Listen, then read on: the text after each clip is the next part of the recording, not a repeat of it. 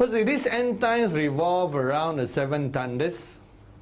And, let me turn it this way so it's bigger for you. Right. And where we got the seven thunders was from the book of Revelations. Revelations chapter 10. And this was Angel Uriah Luzael, who is presently located at Ayers Rock. And he came down to the planet Earth when the Earth was just freshly being created, at a very foundational time. And so here, finally, as the Earth comes to its close, John saw this ending. In Revelation chapter 10, verse 1 onwards, it says, I saw still another mighty angel coming down from heaven, clothed with a cloud, and a rainbow was on his head, his face like the sun, and his feet like pillars of fire. He had a little book open in his hand, and he set his right foot on the sea and his left foot on the land. Now that little book represents the last things of judgment that is coming on the earth. Our place where what the little book is about. And cried out with a loud voice as when a lion roars. When he cried out, seven thunders uttered their voices. When the seven thunders uttered their voices, I was about to write, but I heard a voice from heaven saying to me, seal up the things which the seven thunders uttered, and do not write them down. Since that time is about AD 90s until November 14, 2000 and 2012, wasn't it? 2012, the seven thunders was finally released. The seven thunders actually are seven archangels in charge of the judgments of God that are to be released. The Lord took me to a place where I began to understand what the thunders, the lightnings, and all these things about. And I saw what the universe was like before the fall of Satan. And there were no thunders, there were no lightnings. But there was a lot of glory and light and rivers that flow. And so there were no thunders and lightning at all, not in its manifestation. There are a lot of energies. But when Satan fell,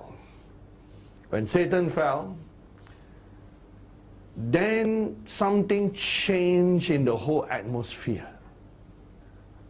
You know how, even on the earth, you know, the earth, the physical earth is like a typology.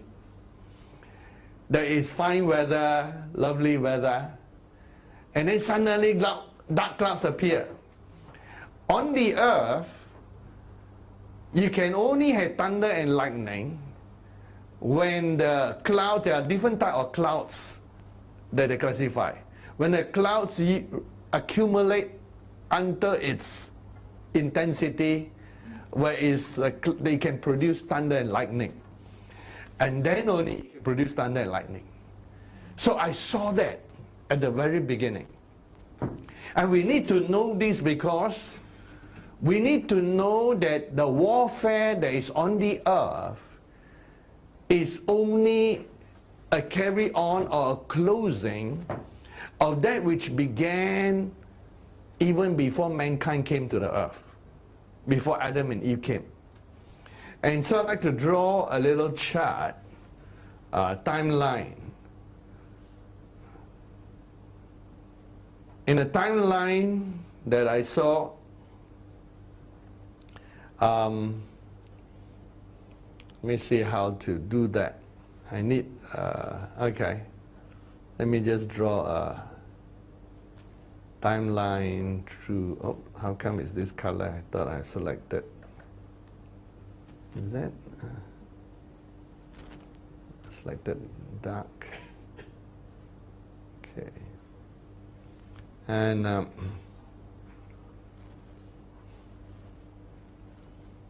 is that the thick pen? Yep, I need this one. And so let's say the timeline is there. And the first part of the timeline, before the fall. And then there's an ending of the timeline, New Jerusalem. And so this is before the fall of Satan, before the fall. So I saw this timeline before the fall. It was like a beautiful environment. Every single planet and every single star was in its place. And another mystery that the Lord showed to me was, I know there are a lot of stars and galaxies and a lot of galaxies and groupings, was that the Lord showed that all the stars in the universe represents, each one of them represent a created being. Created being, which there's a link. And originally, and even though you see a physical star, and this helps you to understand the book of Enoch, when he began to talk about the stars and the sun and all those things, that every star and everything that God created, see, originally there were no physical universe. It was all just spirit beings. Spirit beings. As spirit beings grow in the Lord, and although we are perfect, we grow in the Lord, God created habitations for the spirit beings. And so the habitation was huge. It is like a star with all its planets was your individual playground. That's huge, isn't it? Imagine the whole solar system is yours. And that's your playground, your development. And that was the original way God... That's why you see all the stars represent different types of light in different progression. And when you see through the telescope where they say new formation of stars and old ones moving away, it is just transiting. What we see is just a part of it. Then they grow through a certain movement, and then when you see them disappearing, let's say, what happens then when a star goes supernova? What does that represent? It represents actually different things that are happening in the angelic dimension. There are no supernova stars before the fall. Everything was in perfect condition. But it's only what we see is in perfect condition. And when you see stars coming forth, it is like God has created every spirit being and He's allowing them to come into the domain of their habitation. So God creates spirit beings first, then the stars and planets for them to inhabit. That's how it is. And you need to grow to a certain level. And that explains why in the book of Revelations, when sometimes he said the stars, he saw the stars fall. And when you read very carefully in the book of Revelation, the star falling represent fallen angels. And also in the book of Revelation chapter 12, see what I'm saying is in line with the Bible. In Revelation chapter 12, wasn't there a picture of a dragon? He saw a dragon, and then he saw the dragon with his tail wipe out one-third of the stars. So you must know your Bible. It didn't say one-third of fallen angel, one-third of stars. Because the word stars is associated with angels. These angelic beings. Now, your question would be, what about humans? We in our present state, There is also. There is. Because before we came to this earth, we were like the angels. So there is your personal star. There is somewhere out there representing you. All these things will pass away when the Bible says in the book of Revelation, the new heaven and the new earth came. In the new heaven and the new earth, it is a different representation. Because we will all be then represented inside New Jerusalem. Inside New Jerusalem. And the whole new heaven is a totally new heaven. But in this present heaven, before New Jerusalem heaven, which is all this section here before New Jerusalem, because don't forget, New Jerusalem, you have to draw an extra line because the old heaven had passed away. Oh, don't forget that part. So you got to draw a thick line there. That when you cross over, it's a totally new earth and a new heaven. So the heaven that we know doesn't exist. It changes.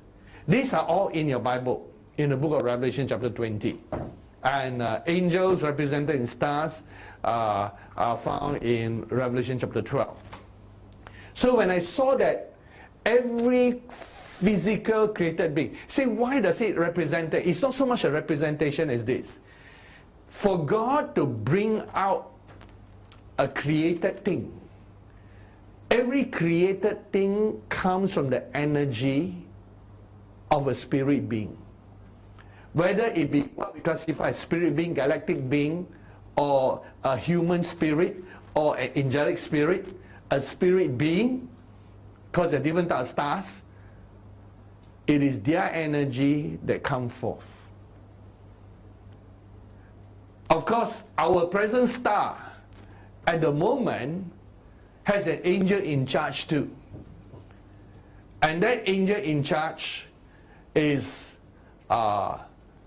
working together with Uriel Luzael, who is happened to be on this planet, because he would normally be in charge of the whole system. But he was assigned to this area and on the planet, because our planet became more important than even a star, our sun. Because our planet is going to be the capital of new heaven, new earth. God saw that and he sent him. But the angel that is in the sun, that represented in the sun, is working with him and still present. You will find him mentioned in the book of Revelation chapter 19. Look at Revelation chapter 19. And by the way, since you're looking at the Bible, let me show all these other verses. See Revelation chapter 12. I have to say what God showed, then I show you it's in the Bible, because that's my style. And here is it, that in verse 3, there is a dragon that represents the devil. He has 7 heads, 10 horns, 7 diadems on his head. His tail drew a third of the stars of heaven. Can you see that? Angels equal stars, fallen angels, which the good angels also represent stars. And when Jesus Christ came as a created spirit being, although he's not created, okay, but he came in the form of a created being, he also has to have a star representing him. That's why he called the bright morning star. But in the book of Job 38, it also talks about other morning stars. And it talks about us taking the light from the morning stars. Because it's like God paint this picture. Like, remember my rubber band illustration? God paint this picture. When he created and painted this picture, there was past, present, future. So the stars are the pictures of his created beings that he created, represented in what we see as an entire solar system, with planets with revolving around each star. And so in Revelation chapter 19, there is an angel even in that star that is there in chapter 19. And he does his part, and he does his declaration when the time came. Revelations 19 is the coming of our Lord Jesus Christ to the earth, and everything was getting ready. And the bride has made herself ready in verse 7. And then our Lord Jesus Christ was ready to come down in the second coming. And verse 11, heaven opened, and here comes our Lord Jesus, and he marched downwards. Now, all these things came forth, and is declared as it is. But this declaration, you would notice, okay, let me highlight it. Okay.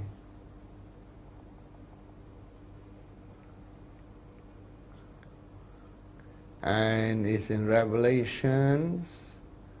Okay, pull all the way to Revelations. Chapter 19, verse 17. There, you can see the highlight now. Then I saw an angel standing in the sun,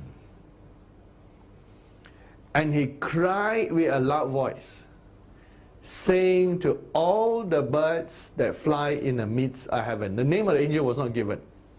It's like a different angel declaring. Because he knows that the time period for this earth is coming to a close.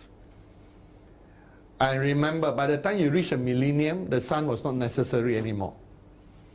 The earth became like the center of the universe. Even the millennium, it became what God, oh, I'll show you the diagram, what God wanted in its perfection just before the new heaven, new earth. So this angel cried out, almost like the ending, saying to all the birds that fly in the midst of heaven, come gather together for the supper of the great God. They may eat the flesh of the kings, the flesh of the captains, the flesh of mighty men. In other words, it is a total defeat of all that is there. Now, when he's calling to the birds, it's only a typology. It's a call to all of the heavenly hosts to come and eat, was representing like defeat of the enemy. It's almost the same language that Caleb says in Hebrew. It didn't get translated over. Like, you know, the giants in the land, they're just food for us, kind of thing. Not literally that he's going to eat them up. But instead of they being grasshoppers, he saw the other side as being grasshoppers. And so in the same sense, that the angel is saying, okay, everybody come. Jesus is coming here. And he's happy. Jesus is coming here. And so it's like declaring, everybody comes.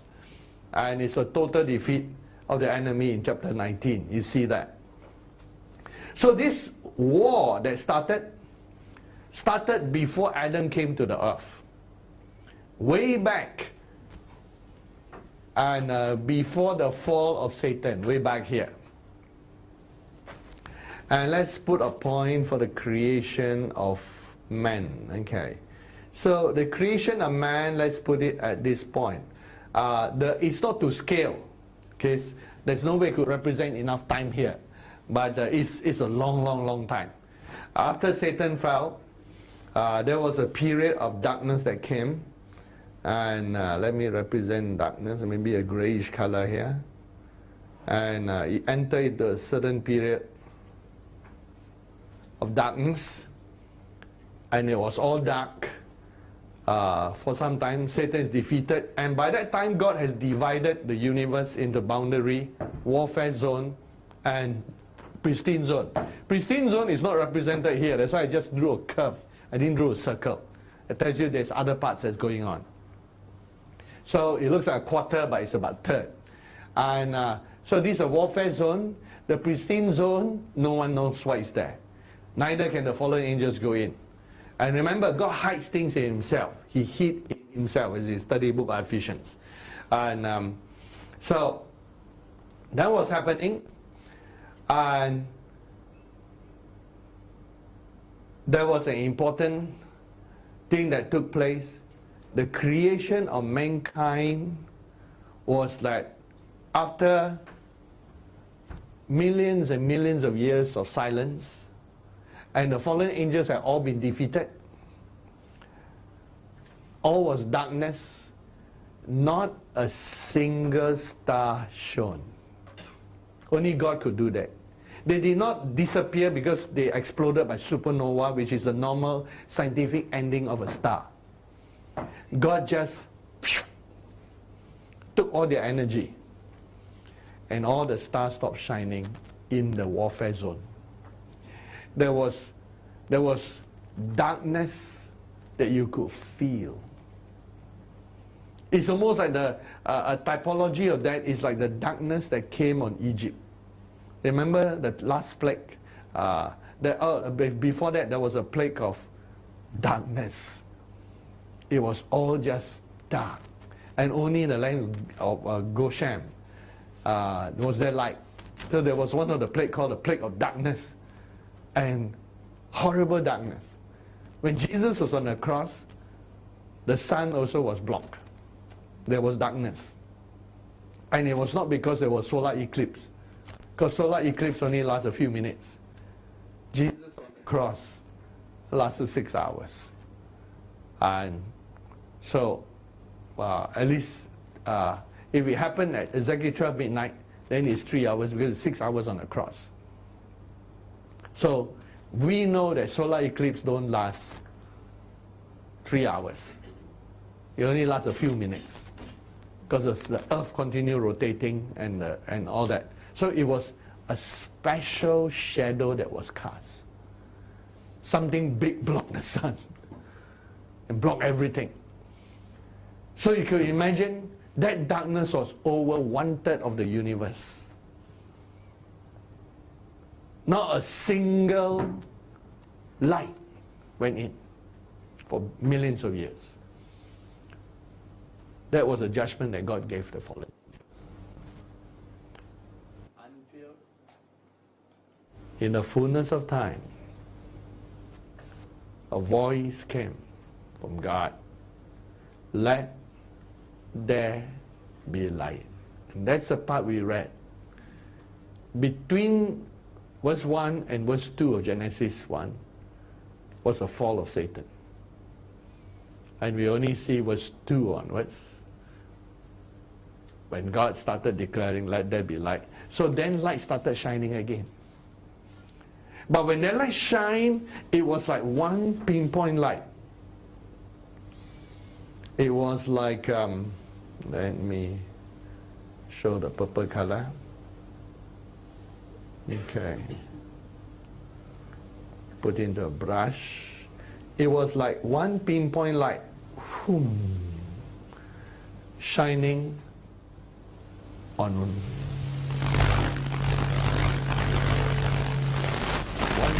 light, shining on one planet.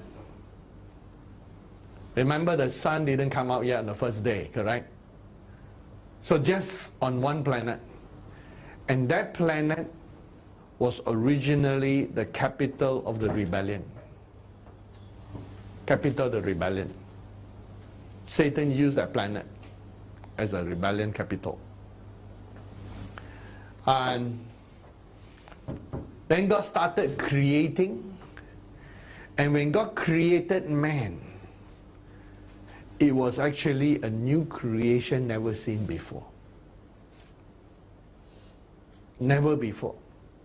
Whatever he created on the earth, and all the animals that were going to come, because in the universe before that, it was like everything was like in a spirit form. But there was like nothing that could be both physical and spirit at the same time. So it was a unique, and of course the enemy was watching. And when Adam's spirit, because all our spirits were created in God before the foundation of the earth, when his spirit was breathed into his body, like us, all the memories are gone, and you have a fresh start on the earth. It was a unique growth period, because no spirit being has ever gone through that stage. But for Adam, it's an advantage. He didn't start as a baby. He was fully grown. So in some way, he was different. But in terms of development, there was a naiveness in that. He still lacked experience of what the earth is. And of course, God gave him the authority to name all the animals, and as he named them, you notice that the animals and mankind were on the same day. There was a summary in chapter 1. Then in chapter 2, it tells you exactly how it happened. It is as he named them, then the animals that were spirit form took on a physical dimension. Like it could be like, let's say, a tiger. And it's a tiger that is neither male nor female. Just one spirit form. When Adam named it tiger, of course it doesn't speak English, you call it in the ancient language. Then the tiger would go into a type of sleep.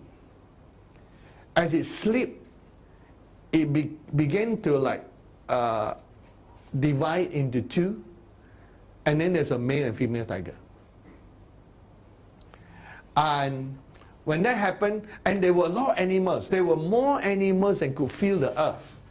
So some of the animals were taken, and they were taken to populate other planets.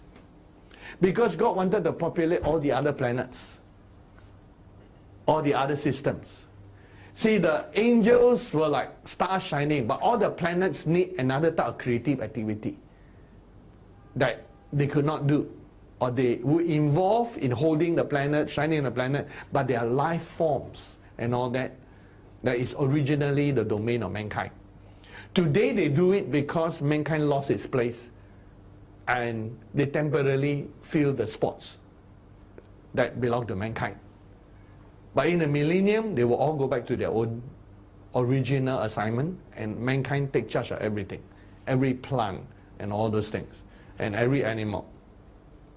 So from there, and by the third day, the light was shining. There is a special, our sun was special and our moon was special.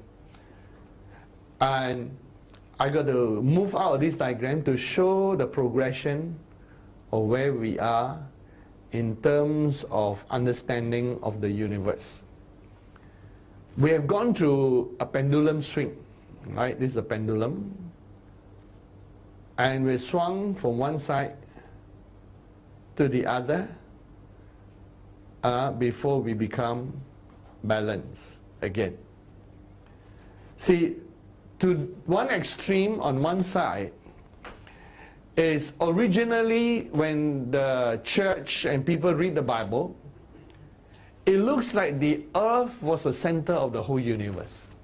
After all, in physical experience, it looks like the whole universe is revolving around us. The sun, the moon, the stars, everything was around us. So we are the center. We are the center of all God's creation. That was the original view. Okay? So let me call that the ancient view. Okay? The ancient view. The ancient view, which was not quite correct. Then we move to this extreme, where we have a scientific understanding now. We realize that like the sun doesn't go around the earth goes around the sun, and we are the third planet around the sun. And there are other planets around the sun. We are number 3. And then we discover that our sun is going around a whole galaxy called the Milky Way. And in that Milky Way, we are going around our little sun, and our sun is going around in a big circle that takes millions of years around what we call a black hole in the center of the Milky Way, our galaxy. And in terms of our galaxy, if this was our galaxy, and this center is where the black hole is, the Earth is somewhere at the edge. So we're like, hey, we are now very small. And then we realize our galaxy is not the biggest galaxy. We are one of many elliptical galaxies and the other odd-shaped galaxies around. And we realize, wow, we're getting smaller and smaller. So we move to this extreme, where, I call it the extreme, where we are just like a bacteria. A tiny little atom of dust and elements, and that's all we are. We only see ourselves as dust. And some people don't believe in God anymore. They say, oh no, we are an accident that took place. We are just amino acids that accidentally came together and became a living thing. And then from a tiny little amoeba type, we slowly grow like little fins and breathe, and then somehow like fish we climb up from the water, and then we start breathing, and then somehow we grow, become a mammal, and from a mammal climbing trees, then we begin to lose our tail, and then slowly we walk on two legs, and then we are man. So, you know, and it's a evolution, all this by accident, you know, and the survival of the fittest. So we've gone to this extreme where we see mankind as one dot. And we keep thinking, after all, they keep discovering more and more planets. How many planets are outside there? Already there are, in our Milky Way alone, there are at least, you know, 1 trillion stars. And then, as far as the eye can see, there are billions of galaxies. So you say, wow, we are very tiny. Very, very, very tiny. Even in our solar system, compared to Jupiter, the planet Jupiter, we are one dot. One dot. Our Earth, you know, some time back there was a meteorite that fell into Jupiter, and they observed the thing. That meteorite was like the size of the Earth, and it just got absorbed into Jupiter because it's a gaseous planet. So we realize how small we are, so we move to this extreme. But the truth is, everything here is true in the natural. But everything here originally of the earth being the center is also true. And the truth is that we are actually the spiritual center of this universe. That is why Jesus never went to any other universe or any other galaxy. He came to our planet. Our planet Earth was the only planet in which God came. God came.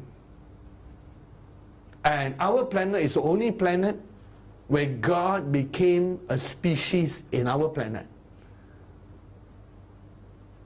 Jesus became man. He looked like a created being, but he was uncreated. So suddenly, our planet is still the center. The natural is still true. This truth is absorbed, and we get back into the center of the pendulum. We move from one extreme, where we keep thinking that that one is just natural. Then we realize, in the natural, actually, this is the truth. So this was actually a spiritual truth.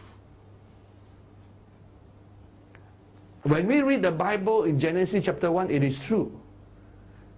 God actually made all the stars and all that as signs of things happening on earth. Where did the story begin? Oh, okay, we are still on this page. Here. Because when God created mankind on this planet, whatever he did was to defeat all of this war that was started by Satan. So he's using this planet, Earth,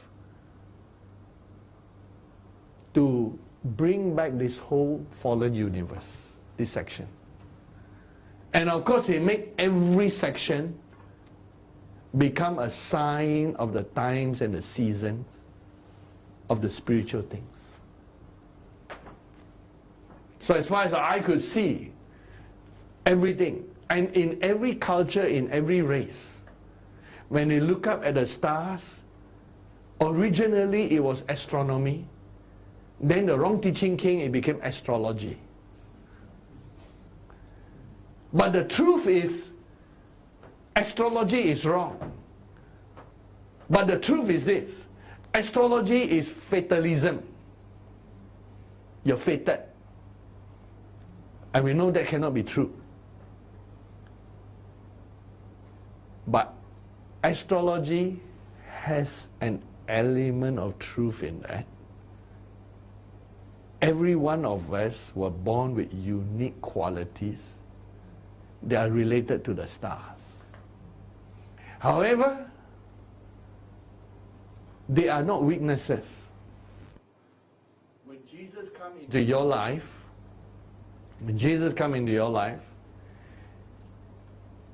they become unique qualities to you, and you're not fated to live under the stars you were born in. The stars you were born in was your uniqueness. It is not your fate. It was your gifting. You still got your free choice to live above all those things. And no person is the same. You cannot classify all mankind under just 12 zodiac signs. And every culture has its own. I'm sure the Indians will have that. The Chinese have these cycles of chicken, right? Year of chicken, monkey, and all those. And then you got the metal one and the water one, and all, correct? So it looks like a bit like fatalism. It should not be that way. But you do have your unique qualities. For example, when they look at someone, they say this person is like a fire person, they look like a water person. To a certain extent, they are recognizing qualities that we are trying to identify, and but they might use the wrong illustration. So what they observe could be correct. We know in the natural, in Chinese medicine, there's such a thing as heaty and cool. So you know that certain bodies are really heaty, certain bodies are really cooler. In Western medicine, we know there's such thing as acidic and alkaline. Each of us got a certain pH level. The interesting thing is that if your pH level is towards the acidic side, you're heaty. Towards the alkaline side, you're cooler. So there is a cross comparative knowledge. So no one has related it together yet. But there is true in that sense. And some element of truth, but not all truth. So when God created this planet Earth, He made everything point to what He's going to do here. He reorganized the movement of all stars. That is why when you read the book of Enoch, you suddenly see that he talk about let's get in feedback here. He talk about stars that refuse to move in their direction. See, Satan and all that, each one of, if they had been original place, they should have moved properly. So God causes all the stars in their movement to move in a certain manner. God has the power and the energy to send a message to this planet so that the wise man can see. And this planet fell. Something is happening here. Okay. Is there something we need to observe? The antenna touches the body. Okay. My body got too much static today. Oh, okay. Okay, I put it outside. Okay. Wow, today static. Okay.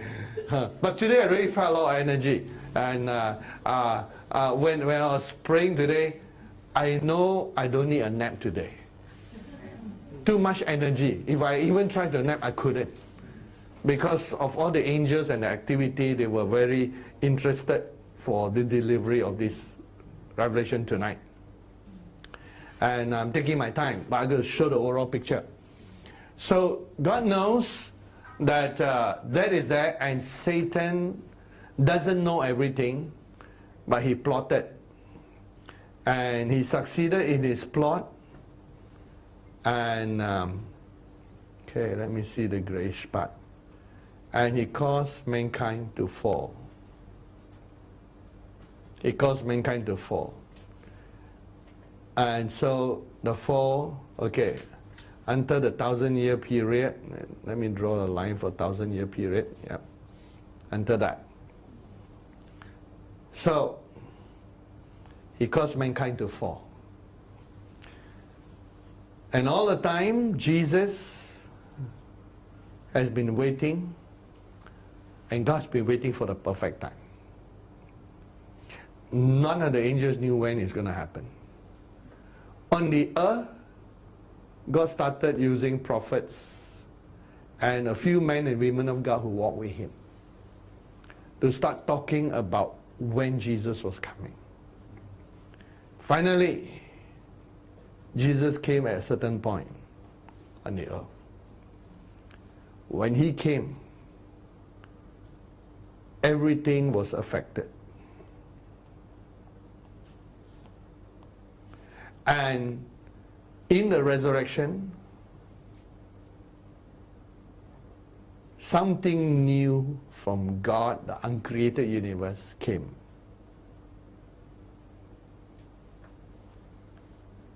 It was the glory of God that raised Jesus from the dead. The glory of the Father that has never been revealed before. And that you can find in the book of Romans. Let me highlight it. Of the Father. Glory of the Father. I have that, yes. And that will be in the book of Romans. Here you have it. All highlighted for you. Therefore we were buried with him through baptism into death, that just as Christ was raised from the dead by the glory of the Father. Not his own glory. He gave up his own glory. The glory of the Father. Something new was added in Romans chapter 6 verse 4. So something new happened, and that newness spread through the universe, all over. But yet at the same time there was still sin on the earth. What happened? The war was over. Satan lost. Jesus won. So Satan moved into resistant movement. You know, when people lose the war, there's still pockets there. Pockets of the enemy. And God knew about these pockets, and God permitted them to gather together. Now, in these pockets that were there was a special time when the earth became very dark. Oh, I have to change that to the pen. Dark moment. Way before Jesus came. That was when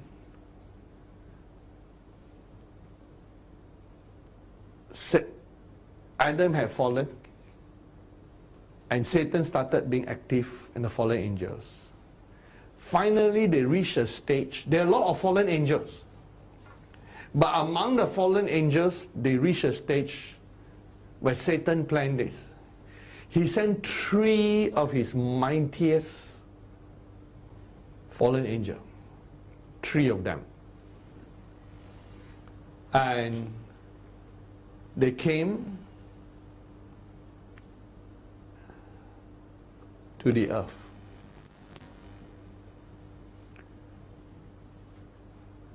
One of them is known as Apollyon, the one that you see in the book of Revelation. The other one is Semyaza. He led 200 other fallen angels to intermarry with the human race. And they produced giants. It was a horrible period of mankind. And then the third one was Azazel. And he was in charge of seduction, seduce people into war, into all the different other things. Semyaza was sorcerer. And you will find the book of Enoch, it mentioned he divined roots, R-O-T-S. It's a translation that they didn't know how to translate at that time. It has to do with DNA. DNA. And that's how they play around with the DNA, and they manage to create a new species through the intermingling with the daughters of men. And also the experiment on, not only on human race, also on animals. So all those things were taking place. And when God saw so much, the whole earth has turned, even before Jesus can come, God decided to destroy the earth and let them start all over again with Noah and his family. And that's what the book of Enoch is about. The book of Enoch is about this period. The fallen angels started coming to the planet Earth during the time of Enoch's father Jared. Enoch was number 7 from Adam. Jared was number 6. In the time of Jared, the fallen angels already started coming. Enoch is the great-grandfather of Noah, which means they had so many generations on the earth to make the earth more and more evil in this darkness, which was the days of Jared, Enoch, and Enoch's son is Methuselah, and Methuselah's son is Lamech. Lamech's son is Noah. 5 generations of humans. The fallen angels had their activity. The earth is a horrible place, led by these 3 fallen angels. 3 fallen angels. And Satan, of course, he's there behind the background. But he get all these minions of his to do his job. So things were dark on the earth. And when God tried to save Noah and build the ark, during the time as Noah was building the ark, God took all 3 of them and locked them up, together with some of the 200 all locked up. And of course, some of the other angels under them cannot find them anymore, but they keep doing their job. But they were all locked up, and you will find Apollyon is locked up until, look at the book of Revelations here. In the book of Revelations, when the trumpets, let's go to the trumpets.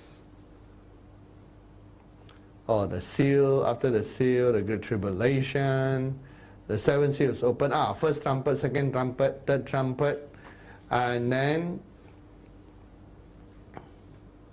by the time you reach the fifth trumpet, chapter 9, when the fifth trumpet sounded, and I saw a star fallen from heaven to the earth, to him was given the key to the bottomless pit. And he opened the bottomless pit, and smoke arose out of the pit like the smoke of a great furnace. So the sun and the air were darkened because of the smoke of the pit. Then out of the smoke, locusts came upon the earth. Now these locusts represent fallen angels. But they are so deformed that they look horrible. And to them were given power as the scorpions of the earth had power. They were commanded not to harm the grass of the earth or any green thing or any tree, but only those men who did not have the seal of God on their foreheads. And they were not given authority to kill them, but to torment them for 5 months. The torment was like the torment of scorpion when it strikes a man. In those days, men were sick, dead, and cannot die.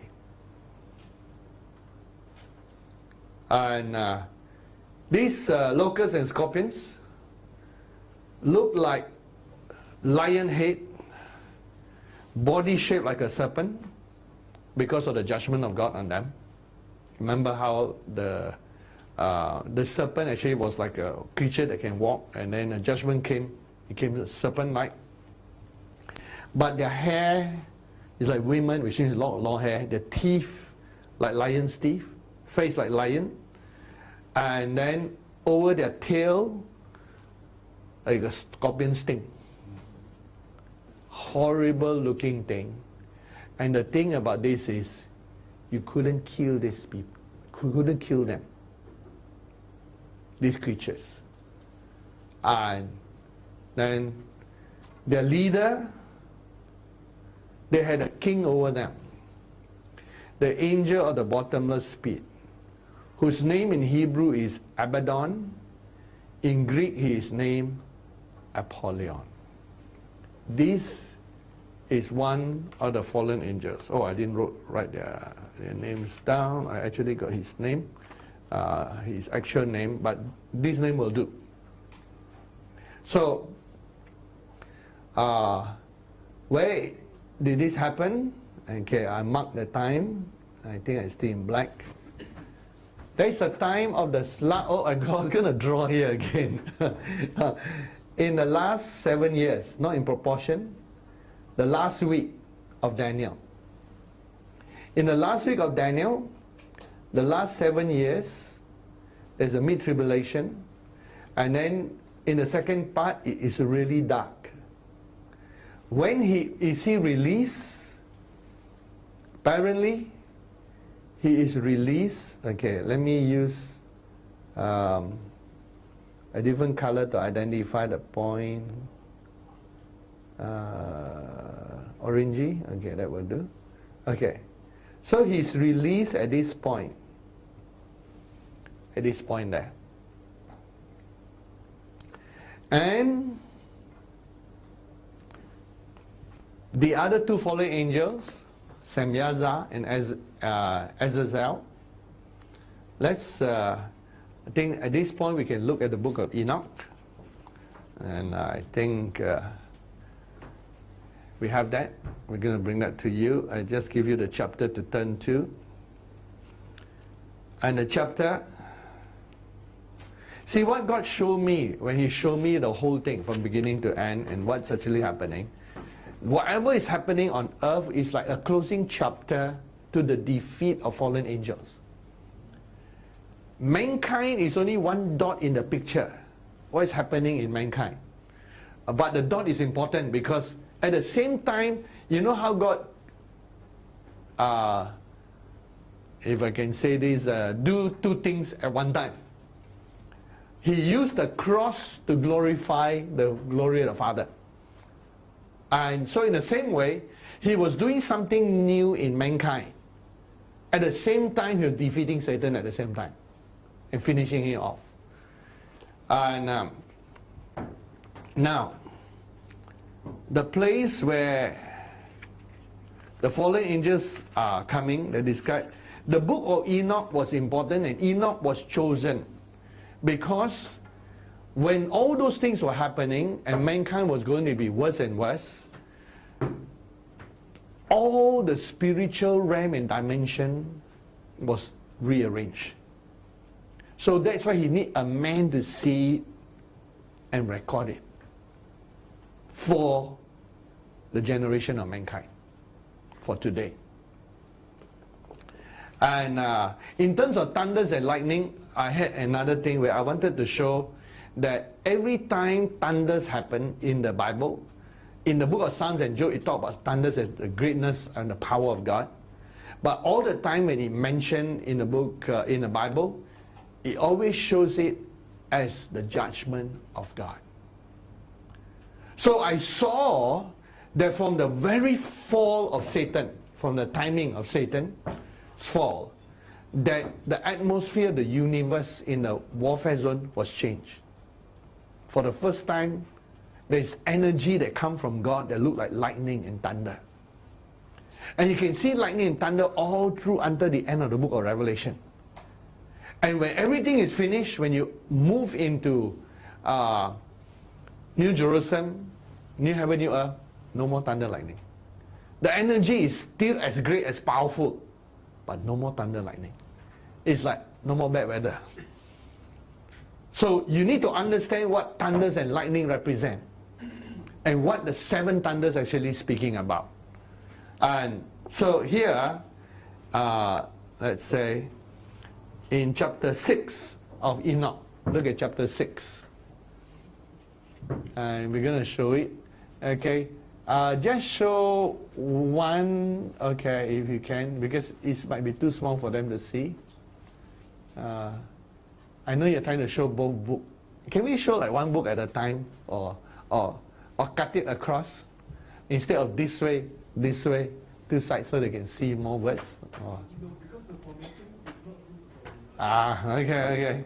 So maybe show one book or something, because the line could be too small. Now, in that chapter 6, right? Let me see chapter 6, verse 1. Is that chapter 6? Doesn't look the same as this. Pastor, Yeah. yours, Chapter runs. yeah, the chapter run. So, Okay, go to the one where the fall of fallen angels.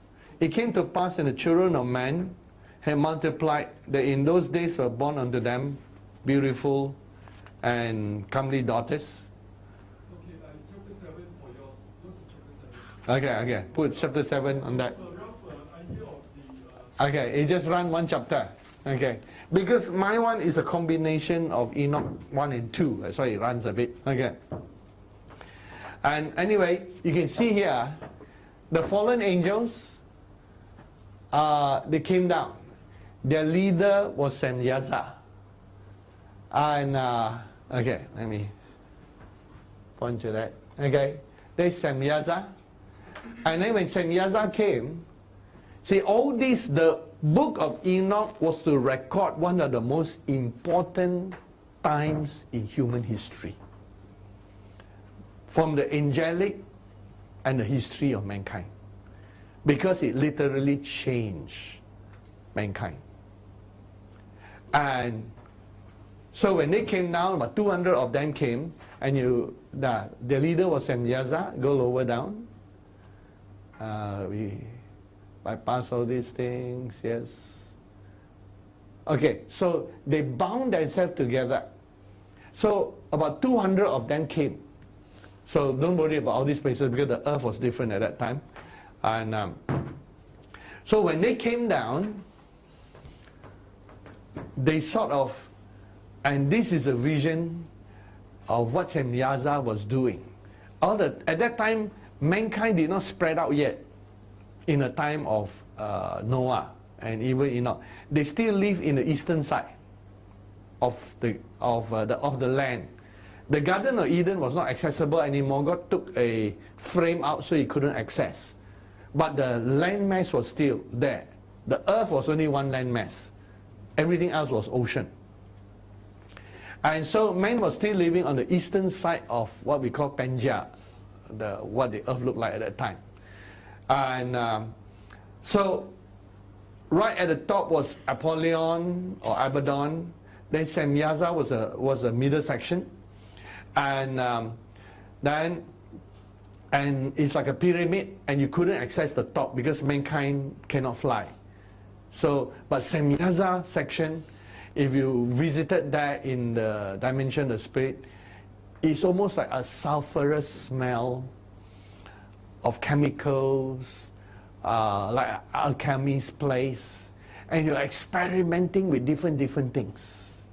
It was like he took spirit beings and took something from them and combined them with animals and this and that. All kinds of things were happening. And so that was all the experimenting. In the book of Enoch, it tells you that when the flood came and all their byproducts of these humans who consummate with angels, the giants and all that, the book of Enoch tells you they became evil spirits. That's how evil spirits came about. That's how they populate the earth today. And they roam on the earth. And how people are possessed by evil spirits. And you notice, even those spirits are not supposed to have sex, evil spirits are seductive. They make people, they are evil spirits of violence, of death and all that. Why? Because these came from the half-breeds of angels and men. They are neither angels nor humans. So they cannot go to Hades at all. It's different place. So they roam on the earth. So the book of Enoch actually tells you the origin of evil spirits. And there are various sizes because they, remember how many generations? 5 generations. From the time of Jared, Enoch, Methuselah, Lamech, and Noah, 5 generations. Under Noah's time, they all got wiped out. They were reproducing among themselves and all those. So you got evil spirits of different sizes. And that's how the earth became inhabited by these aliens of evil spirit. These embodied spirits. Because their bodies die in the flood. But their spirit soul, I call that spirit soul because it has personality, still roams on the earth. And wherever false worship and idolatry come, they love to go there because of the negative energy.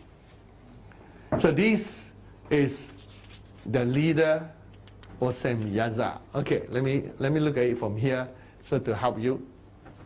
So some of these names are there. Now here's where the downloads that I had, because in the under the first 7 thunders, he was giving, because I give him the book of Enoch to read, and then when he was relating to Archangel Uriel, and I know more about Archangel Uriel now too, and wondering, and then he gave Samyaza and Eskiel, this Eskiel's name, right, as the 2 fallen angels that are bound at the Siberia, who will be released in the year 2027. That's not too far away, 2027. But the download that I have from the Lord, the name is not Eskiel. I had to research because I saw who they were. I saw their origin, I saw what they do. And there is several versions of the book of Enoch. The Ethiopian version, the Latin version, and a Greek version. And you search the name Eskiel, it's only like mentioned 1 time.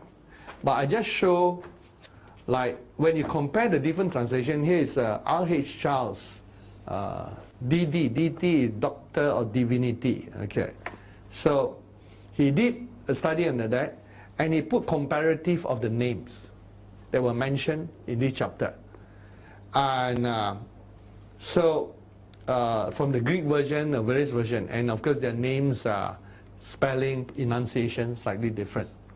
To me, it's important because we need to know who we are facing in 2027. What they did, who they were. And this is what God showed me in this download. And that I will release tonight. So even Semyaza, it got different names under different translations. Semyaza, Zas, or Zemazas. In the Greek is Zemazas, Zemaza. And then there's all the names that were given. Now, in this name, this was number 1, 2, 3, 4, 5, 6, 7. Okay, in my translation, comparative one-on-one comparison to the chapter's name. The names, okay, in verse, this is around verse 7 to 9. The names are Semyazas, and then their leader, okay, Semyaza, who was their leader, and that's referred to him. And so it's Semazas, and then there's Arakiba, here is Rukabarimiao, and then next one was Ramiao, Akibal, but here the third one, and then anyway, these are the names given. Kokabiel, Tamiel, Ramphel, Daniel, Ezekiel, Jael, Asael, Amaros, Batarel, Amanesh, Zekuel, Zamspil, Satarel, Turel, Jamajel, Sarael, and then the others under them, the tens of them. And here is under different one, Akibel, Tamiel, Ramiel, Danal, some names are the same, Askil, Sarah, Kinel, Asael, Ames, Batrel, Anel, Savi, Samsavi, Eta, Turel. All these are part of the names of the fallen angels that are there. In this Logos translation one, the name Askil only occur once. But when the Lord showed me what He showed me, I was stunned for a moment. Because the Lord says, no, that part that was originally given was not that accurate. Because one of the fallen angels that came is Semyaza. Apollyon, we don't worry about him. That's in Enoch's time, in the tribulation. But Semyaza is released in 2027. But the other one is actually Azazel. In the book of Enoch, you will find him mentioned, and it says, if you look at the next chapter after this, okay, this is the guy, known by different names, Azazel. Taught men to make swords, knives, shields, breastplate, fabrication of mirror, workmanship, bracelets, ornaments, use of paint, beautifying of the eyebrow. Sounds very ladylike, that plucking eyebrow. I think whatever it was. Use of stones, every valuable, select kind, all sorts of dyes, so that the world became altered. He was the main thing. Impiety increased, fornication multiplied, because he is also part of that. They transgressed, and many fallen angels are there. Then go further. Amalek taught all the sorcerers, dividers of roots, and roots are handling, they're not talking about agriculture, talking about DNA. Sorcery, so a few of them under sorcery, observer stars, Akiba'al, etc. Then go further down. And all those things, Greek text, okay, that finished. So more of these mentioned. Okay, surprisingly it didn't mention, let me see. Okay, under 3, okay, because the translation is slightly different. Go down. No, down, not up. I need to look at the verses above. Some of them I need to. Okay, now. Okay, stop there. Here in the Greek translation, in verse 3, is Semyaza. It's not Amazarak. So the names, sometimes they are known by different names. And it's Semyaza who taught sorcerers, and sorcery and dividing of roots. Later, there's another chapter in our one that mentions Samyaza again. Yes. Yes. Are there? They use Samyaza. Correct. Yeah, this one is like this, all Charles. So he taught enchantment and all that. What I'm bringing you tonight is the Lord showed that these are the two coming back. The main guys they are bringing forth. And also the Lord showed that He's releasing all those under them temporarily. Not just these two, but they began to gather. Because all these fallen angels, and let's look at the timeline again. So when I saw, it gave me like I was like, you get into like astonishment for a moment like Daniel. Say, wow, it's worse than I thought. Kind of thing, They're not just ordinary fallen angels.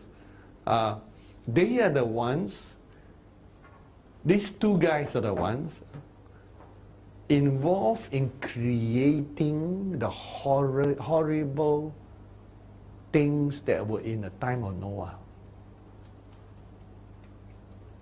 And they are going to come and be released. And let me put the X point there. There is that first X is Apollyon. We are towards the ending here. Okay, let me mark it clearer, find another color. Yellow might do. Here and here, very close to one another, because we are in the last 7 times 7 years. And they are released at the end of the second cycle of the 7 years.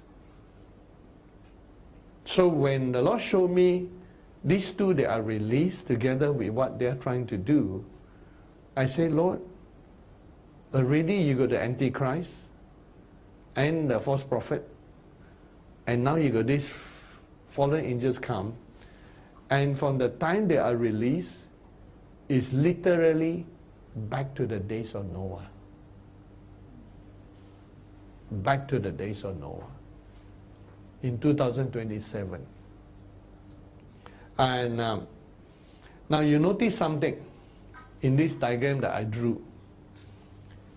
Here is this period of time in mankind, not to scale, but, okay, I need to add one more. At the end of the 1,000 years, there is also Satan released there, remember? Now here's the thing. Looking at the pattern in the 1,000 years, there is a millennium where Satan is locked up. When Satan is locked up, at the end of the millennium, he was released for a short while. Although it's a nanosecond, and everything is taken back in time because God contained that evil. So he's released here and taken back in time to battle here, to keep everything pristine. So God sort of pushed him into this tribulation period that is still ahead of us, the second half. Why is he being released at the end of it? Usually, he's already in prison for 1,000 years, and then he's released because it's at the ending. That means it's completed. Like God released him, and that's it, and judge him, punish him. And that was it. That was the end for Satan. Of course, he's released at the end of the millennium, in nanosecond, and he's thrown backwards in time to the time of the tribulation. And that's where you see him most active. Plus, also he mentioned at, let's say, this is the beginning of the 7 years. At this point, Michael threw Satan down. Remember that? That's the same time period. So the same time he was released, because the archangel, I'm talking about good angels and the bad angels, the archangel Michael, Raphael were involved in the binding of this, including the imprisonment of Semyaza and Azazel and Apollyon. Michael, Gabriel, Raphael, Phanuel, Raguel, Suriakiel, Uriel. They were all involved in the imprisonment of all this. It also shows Satan is not so powerful, and Michael could wrestle him down. You see in Revelation chapter 12, there was war in the heavens. In the heavens is like in a spiritual dimension, and he was cast down. So that was like from the future, he was thrown back into that particular time. It tells you something. We are really towards the ending. Because God does not release them until it's an ending. Just say, He doesn't release Satan until the end of 1,000 years. We are definitely in the end times. In 2027, there will be a shower of meteorites as a signal. The meteorites are right now in the outer space. God didn't have to create new ones. They were arranged in time, in their orbit, to come at a certain time and then break into 7 pieces, and 2 of those main pieces hit the exact spot. That's why I say all of the planets and the stars are aligned to work as signs on the planet Earth. God didn't have to create a new meteorite. It's already on the way. It's already existing in space. And its timing will hit exactly in the year 2027.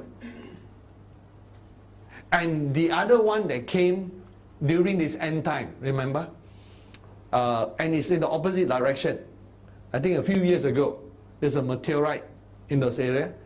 And then when that happened, the archangel says, right, the meteorites that come will be in the opposite direction. But that one came also as a sign of the end times. It hit, in the Russian region. These are signs that have been timed at the exact hour, day, and month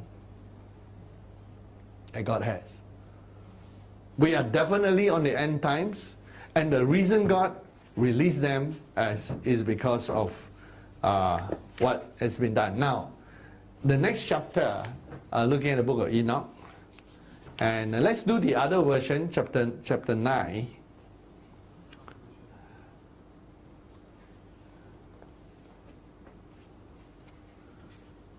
Okay, and you see then, there is Michael, Gabriel, Raphael, Uriel. They looked down from heaven and they saw all the bloodshed. And then they cried to the Lord. And so the conversation goes on about all that Azazel, and they look, go upwards. So there, it's all about what Semyaza and Azazel has done, the 2 culprits. These are the 2, now you read the book of Enoch, these are the 2 that we confront in our time. That's why now you know why Enoch has to come back.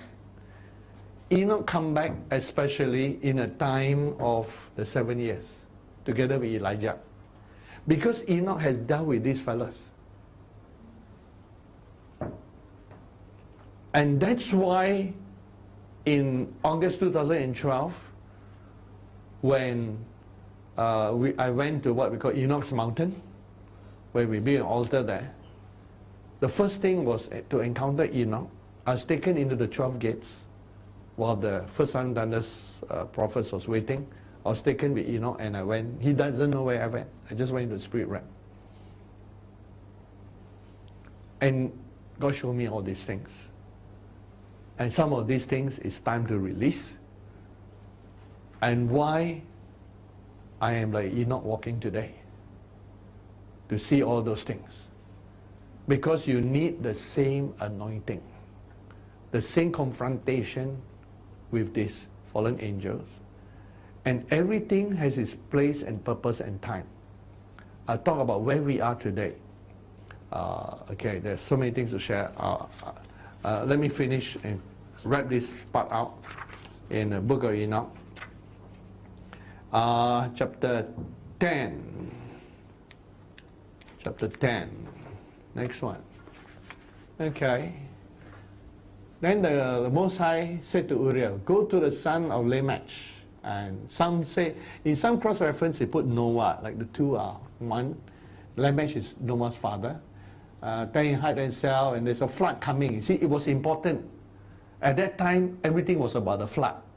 So the knowledge about the flood and all those was from the time of Enoch. In fact, when Lamech have Noah, towards the end of the book, Enoch, it talked about Lamech have a new child, and the child was so special. You know, when God brought Noah, He gave him the most perfect genes possible, because He knew that mankind has to be restarted again. So He has to give him quite good genes. And when he was born, he was almost like transparent, pure, white, almost like Adam and Eve. So he looks like albino, but not albino, because his eyes were green. And so when Lamech had a child, he didn't know what to do. He says he's an unusual child. And he went and sought after his Lamech, and Lamech had a child. Lamech sought his father, Methuselah. Methuselah went and sought for Enoch at the extremity of the earth. And then Enoch came and appeared, and then told them and prophesied about what the child was going to do. And said that this child is from the Lord, and told about the flood. So the story of the flood recorded in the book Enoch and all that is happening. And in the end, Archangel Raphael was asked, when you look further, to bind Azazel, hand and foot, cast him into the darkness, make an opening in the desert, which is in that area. Today, that area is Siberia. You have a record of when he was bound. And we will have that record in 2027 when he's released after so many thousand years. That was that. And of course, Semyaza was bound by Michael, and so they were put into those same regions. Now, let me finish the book of Enoch before I talk about other things. There was one more thing I wanted to look at. I think it's chapter, chapter 10 here. Yes, okay. And okay, we see chapter 10. Is it chapter 10 still? Yes. Lower down in chapter 10, and let's go nearer to verse 11. Chapter 10 was, chapter 10? Okay. 9, yeah, that was 9, 10. Okay, verse 11. We put it up so everybody can see clearer. It says, go tell Semyaza and his associates who have defiled the child by marrying women that they and all those that contaminate will be destroyed. And then the Lord mentioned something. Bind them for 70 generations. 70 generations under the valleys of the earth, until the day of their judgment, of the end, till their last judgment will be passed for all eternity. So you know when they are released, judgment time. Like when Satan was released, judgment time. at the end of 1,000 years. So 2027, judgment time. Finally, from the time they polluted the earth, we go back to my little diagram. From the time they polluted the earth, yeah, we just switch the windows. Yeah. From the time they polluted the earth till this time that they're being dealt with, judgment time. 70 generations. In the book of Matthew, chapter 1,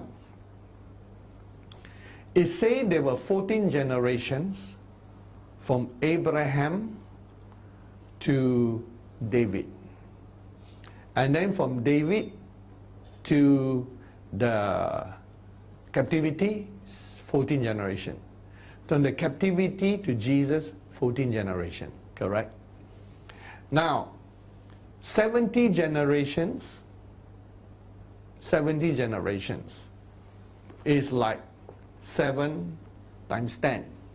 Correct? It's like 7 years times 10. So, 14 times 5 is equal to 70 times 10. Correct? Because it's just double on one side and just half on the other side. So all you need is 5 14 generations.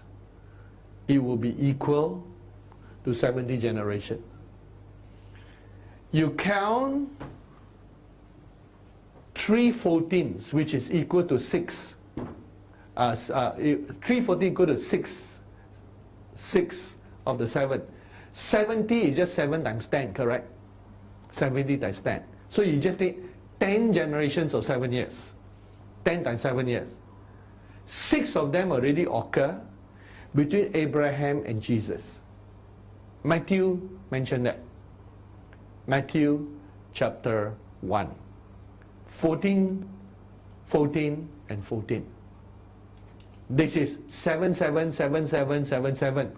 That's it. 6 sevens have taken place. And then when you count from the time of Abraham upwards, because the line of Joseph and the line of Mary started different from the son of David. Anyway, from David upwards is all the same. So in Matthew, it came through the line of Solomon. In Luke chapter 3, the wife of Mary, the wife of Joseph, came through the line of Nathan, different son of David. So they're both, in a sense, from the tribe of Judah. So the line only differs from there, which means anything above him, like Abraham. And I used the one in Luke to count. There are about 14 generations from Enoch to Abraham. 14. And from Enoch to Adam, they were not counted because God mentioned the 70 generation from the time they started coming. And they started coming down from the time of the father of Enoch, in Jared's time, which might be the same time Enoch was already born. Because it mentioned in the book of Enoch when they came down, in the days of Jared, his father. So, you already have one set of 14 there. So you got 4 sets of 14. You already have 8 of the 10 that you need. So it comes all the way to Jesus. By the time you reach Jesus, if you include the 14 years between Enoch and Abraham, you only need 70 generation is 10 times 7, correct? By the time you reach Jesus, it was 8 times 7. You only need 2 more generations. So from the time of Jesus to our time, I can guarantee you 14 generations have taken place. Now when I was trying to count the 14 generations, I realized that it depends on which line you're counting. Because when I was counting the line of Mary in chapter 3, I found that from the captivity to the time of Mary, although you mentioned Joseph, because men are usually mentioned there, but it was the lineage of Mary. It was like 16 generations or so. So I realized that the counting, some generations are longer, like lifespan, and they live longer before they reproduce the next generation. But whatever counting God used, it has to be a counting that is tied also to the Jewish generation. So I believe that by the time Israel came together in 1948, when Jesus began to say that the generation that see the fig tree come together will see his return.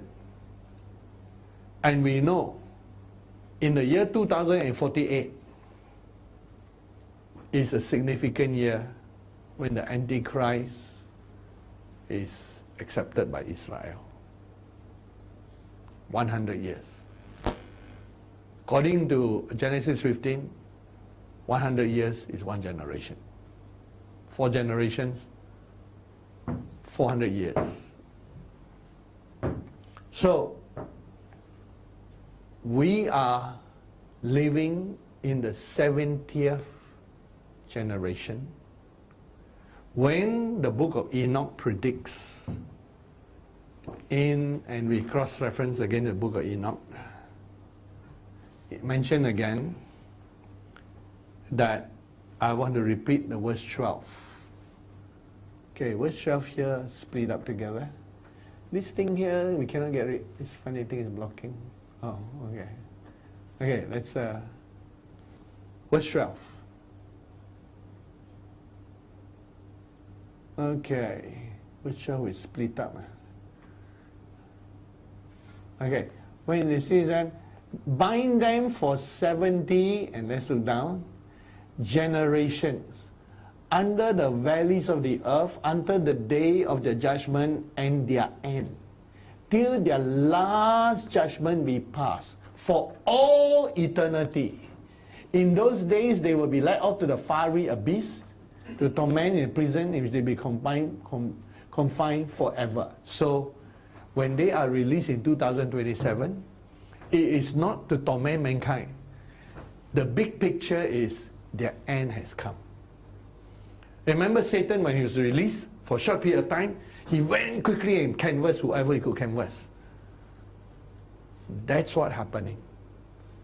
And all these take place in 2027. That's one of the first parts that on. There are several parts. The first part, earlier part I mentioned is the thunders and the lightnings have to do, I saw in the spirit world, only since the fall of Satan. All lightnings and thunderings ceased when Satan was finally cast into the lake of fire. There were no more lightnings and thunderings in the heavens.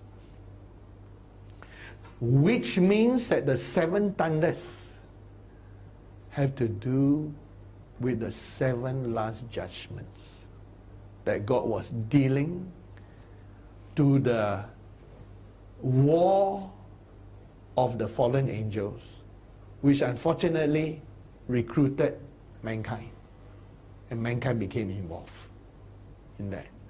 That war started way long ago, and it ends in our time. And because it involved planet Earth, mankind is now involved in this great battle. In a sense, the enemy is already defeated. So, the first part is about the 7 thunders, and the full meaning of what the 7 thunders is. It's not just a revelation of what's going to happen, you know, in the world, and this nation, that nation. These are all small fries. The main thing about the thunders and the lightning is the judgment of these angels. Their imprisonment, their confinement, and throwing them into the lake of fire. And the judgment of Satan himself. It has to do with judging all of them. All the nation thing and all those are just small fry. And so that's the other thing. Plus, the other thing is a revelation about the role of the angels that the Lord showed. And for that, I need to point a little bit to look at chapter 20 in the book of Enoch. Is it 20? Yes. Okay. 20 will be XX. The function of the seven archangels, also in this translation called the watchers. My one call them archangels. Say, these are the names of the holy angels who watch. Uriel, who watches over thunder and terror. Now, different translation bring out differently. You read the Logos translation, it comes out different. And here, in this translation by R. Charles, remember, all this is translated from the old text of Latin and Greek. And then some parts were lost and they put it together. It's all fragments. And here it says, Uriel was over the world and over Tartarus. Tartarus is like Hades. Raphael, who watches over the spirits of man. Raguel, who takes vengeance on the earth and the luminaries. Michael, who is set over the best part of mankind of people. Sarakuel, their names are sometimes different spelling. Sarakuel, who is set over the spirits who sin. Gabriel, who is over paradise. And next one, serpents and the cherubim, Ramiel, whom God set over those who rise. Now, the translation didn't bring out properly because sometimes they struggle and they don't understand different parts and they record it thus. But this is what I saw of all the different archangels and all that were there. You know that there are the seven spirits of God, right? And the spirit of, the first heaven is spirit of, right? Hey, you forgot. Ephesus. Which is? Peace, Smyrna, love, Pergamos, glory. And then Thyatira, power. And then you have Sardis. And then you have Philadelphia, mercy, wisdom. Then you have Laodicea. Okay, you should have this by heart by now, you know. Peace, love, glory, power, life, wisdom, mercy. These are from the seven spirits of God. And you know that Michael, you see them in the formation all the time in the book of Enoch. You sometimes see Michael, Gabriel, Raphael, and Phanuel. They had a formation. Michael being the ox, and Gabriel being the eagle, and Phanuel being the lion, and Raphael being the face of the man. Of course, each one of them got the other faces also, except they manifest as they want. You see them in the formation. You saw God commanding Raphael to bind Azazel. You find that, and you find that Enoch was not talking to Samyaza as much as Enoch actually was talking to Azazel, and Azazel was one of those, because they are the lower dimension, and whereas the others are under different dimensions, and they don't do talking at all. And it was Azazel who was asking Enoch to intercede for him. There's a story that was there. And my angel that is watching over me is Raphael. And there is a reason for all things are planned from the beginning of the ages. And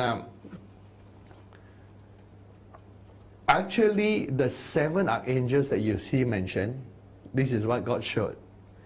They all are like, when you say that Uriel was over the world, and in some places call him overseer, so it sounds confusing. Where do you place him? Isn't Uriel Uzael over the planet? Actually, each got their separate assignments to And it's like they are like angels over the 7 heavens. Michael is in the 7th heaven. Gabriel is in the 6th. Raphael is in the 5th.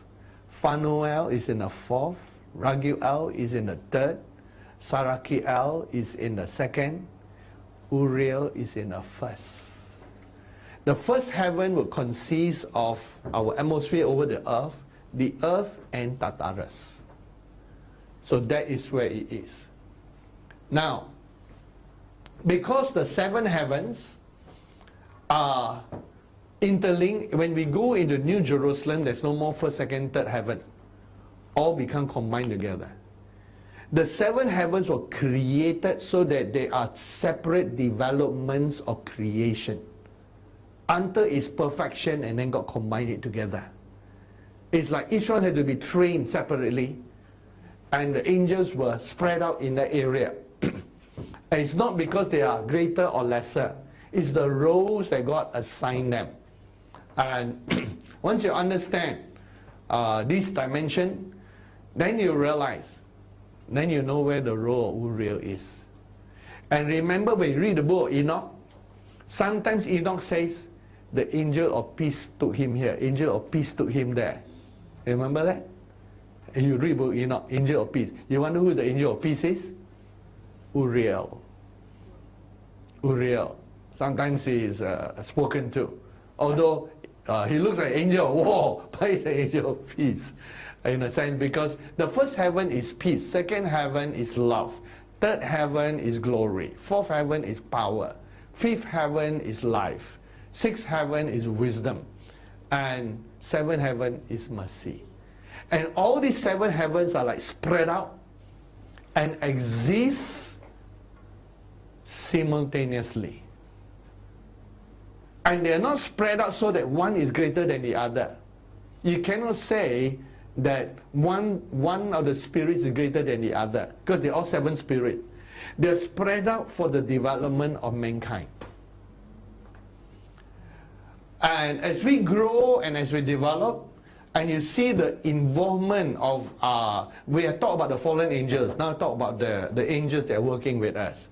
All these angels are going to work with us, and what we are involved with is actually angelic warfare. It happened to be on the earth, so the human race is involved. So the warfare has started before mankind came to the earth. We need to know our perspective. Part of the work is done by the angels. Part of the work is done by us. Now Satan has increased the warfare to the earth by bringing forth Antichrist. That's where we have our human side too. And on our human side, we need to know our formation and where we are in this warfare.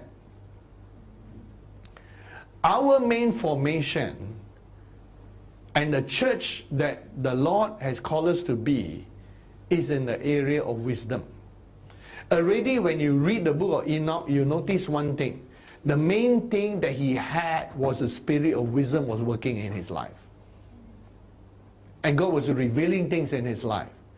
The book of Ephesians chapter 3 says, the church contain or reveal the manifold wisdom of God to all the principalities and the powers.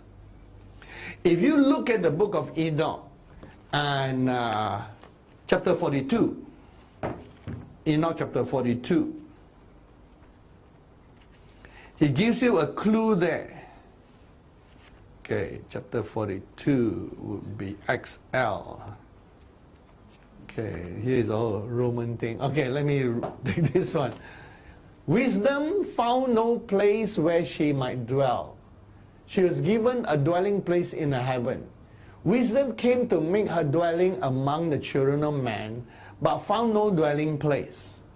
Wisdom returned to her place and took her seat among the angels. Unrighteousness came forth from its chambers, whom it did not seek it found, and dwelt with them like the rain in the desert dew on the dusty. Why did wisdom come? Why did wisdom look for a place? Because originally man was supposed to grow to be the arbitrator of wisdom, and the one who become the dealer of the revelations and the deep things of God, not given to the angels but given to the human race. In the end, Jesus succeeded. When Jesus came, he became wisdom to us. That's why when Paul wrote to Corinthians, he says, in him we have wisdom. So Jesus became wisdom. And in Jesus, wisdom came to the earth. He was the Word. In the beginning was the Word, and the Word was with God, and the Word was God. And now that Jesus has gone back, we are his body. That is why in this move I keep talking about being the personification of wisdom. And why from early days that wisdom, the same spirit that was in Joseph, came and merged. So in the formation that we have, the personification of wisdom formation, which is why among the 3+1, you have the Trinity and personification of wisdom. And that formation is important because then it flows to all of the people. Now, the 12 plus 12 is also important, because the 12 plus 12 must combine with the 24 elders, and the 24 elders represent 24 different energies that need to energize the physical dimension as well as the spiritual dimension. At the moment, our bodies are not energized yet by all the 24 energy forms. Because when all the energy forms are being energized, we become immortal. Immortal. And God wants, in the 12 plus 12, to merge with the 24 elders and to understand their role. The warfare is in being as much as in doing. You have to become in order to be part of the warfare. Not just doing. You have to merge, you have to become. And the Lord said, and this is among the downloads the Lord shared, that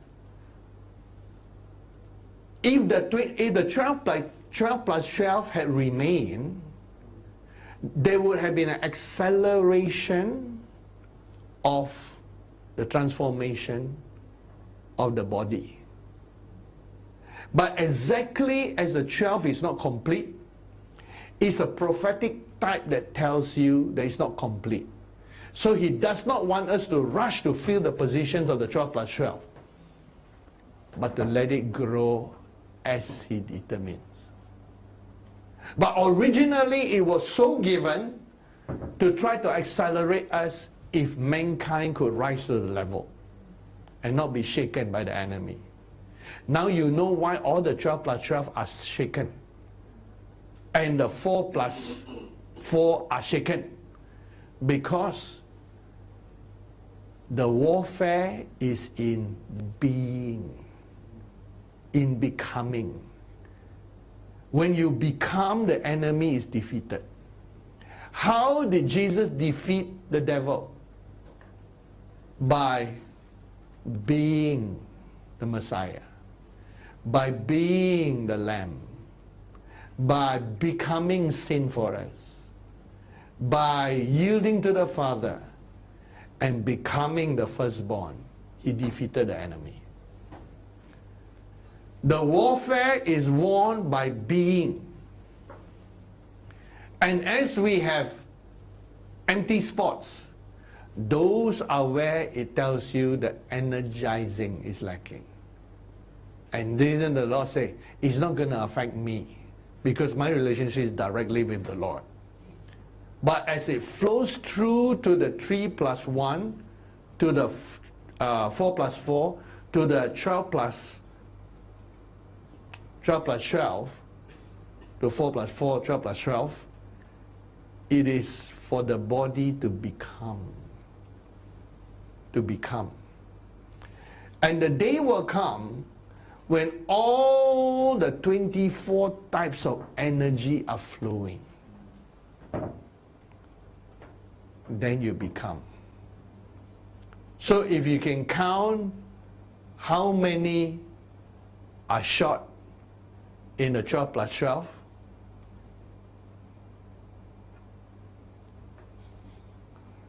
okay, you in a 3 plus 1, Abraham, and you, and then the Holy Spirit personification is missing. That tells you more spirit. Nothing is a coincidence. Everything is prophetic. And then the other one, which is the feminine personification of wisdom. That will complete the thing. Then in the 12 plus 12, how many more needed? Lion 2, man 2,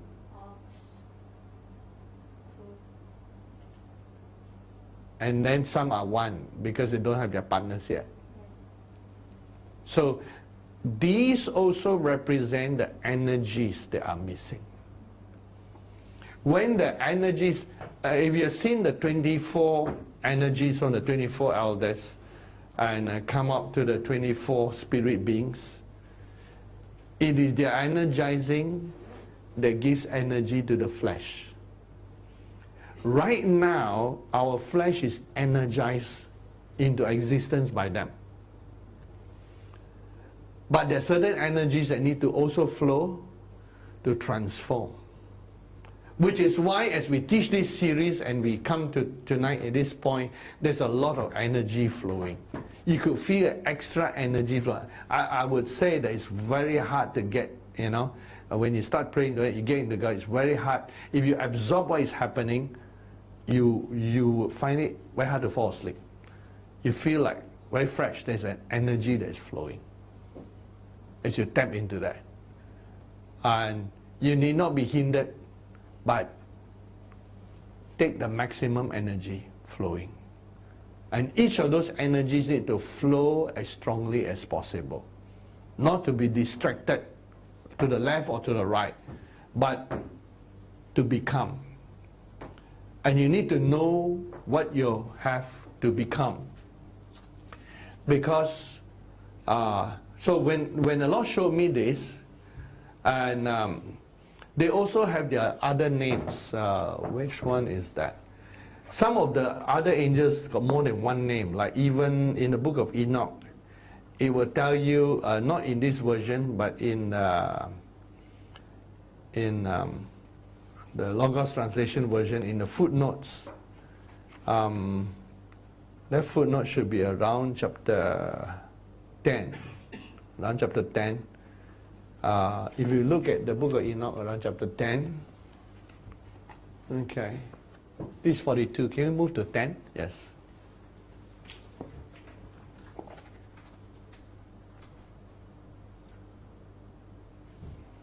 Ten was 1.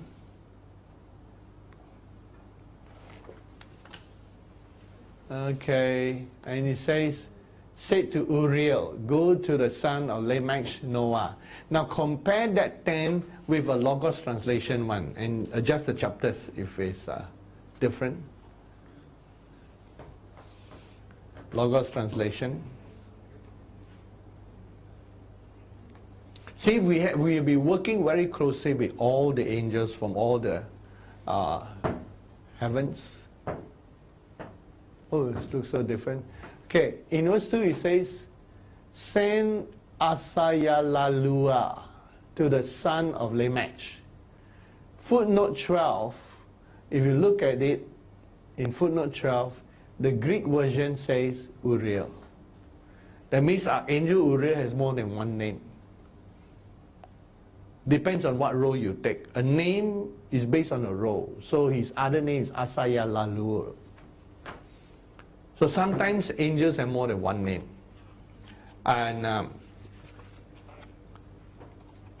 when you look at all the different dimensions, I can understand that my role in the church here is to be the tree of life. Raphael is in the fifth heaven, which is the spirit of life. The words that are being spoken, revelations that are given, of course they work with wisdom together, they are to feed on. As you feed on, life comes. And when life comes, brings you to the next level, wisdom. And that is why there's an energy that is flowing. It's an energy that is life. Each of the seven spirits are different, of course, from the angels, and they work differently. But it's important to find and know the role that each has to play in the flow that God wants there. So we touch on what the thunders mean and the lightnings. We touch on the fallen angels and identify actually which of them is coming forth. You need to know more about their terrible things they're going to do. Read the book of Enoch. That's exactly what they did. And 70 generations have come to pass. God prophesied in the book of Enoch that in the 70th generation, it is the judgment day. So the day they are released is actually judgment for them. We exercise part of the judgment as we stand in the purposes of God. Also, tonight is number 3, talk about role angels. When you understand where Michael, Gabriel, Raphael, Phanuel, and all the other angels, including Uriel, have their place, you can understand why each have their domain and dimension. Now you can understand why Archangel Uriel was all the time there working with Noah. And he's quite prominently working also as the angel of peace in the time of Enoch. And he will continue to manifest. Of course, under each one of them, there are multiple other archangels under them, under the domain. We need to understand the role of the good angels working with us, and all of them have their energizing that you flow with. There are some things that you do, some things they do. And for us, as I conclude, the main thing God wants us to do is to become. For me, is to become the tree of life and the personification of wisdom. My job is done. By being that, and whatever flows out of that, I've done my part in the body. Every one of us has to become. If you're one of the 4 positioning, just like the ox, the eagle, and all that, just become. Seek to become, merge into that. And by becoming, the body of Christ is perfected. The warfare is already won in Christ. By becoming, you absorb the victory of Christ, and Satan is under your feet. Okay, at this point, we open to questions. Yes? Oh, can we bring the microphone so that those online can hear? Yes. Okay. 2027? Yes. How long will we be messing around before we are finally locked up? Oh, they will be messing around all the way to the tribulation. Except that in the church age, It's a lot of mess. it's a lot of mess. In the church age, we are the one restricting them. So that we now know what our role is. By taking authority, we know where our role is. They did not mess with Noah because Noah was completely shielded. Noah came up from the east. He came down south. So, what we need to remember is all the 7 times 7 years is judgment time.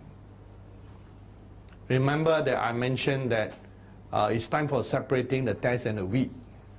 And all the prophecy of Noah, of Enoch, right to the end, is pronouncing judgment of the enemy. Judgment of fallen angels, judgment of humans who follow them, judgment on apostasy. So everything is judgment. But while there is judgment, as I mentioned, I saw these angels organize themselves and coming in formation. So when they come in formation, the enemy just retreats. The funny thing is there's not much fight. Just they come, they go. It's just like light come, they disappear. But for the angels to get into formation, to come, the humans must get into formation. That means the humans, the 1 plus 1, 3 plus 3, 4 plus 4, 12 plus 12, and the 70s, the 30s, the 70s, and the 120s must get into formation. So the formation is not a physical formation. Although at times we go to physical formation. But the formation is in becoming. In becoming. There's no point having a formation and you don't become. It's in a sense of becoming.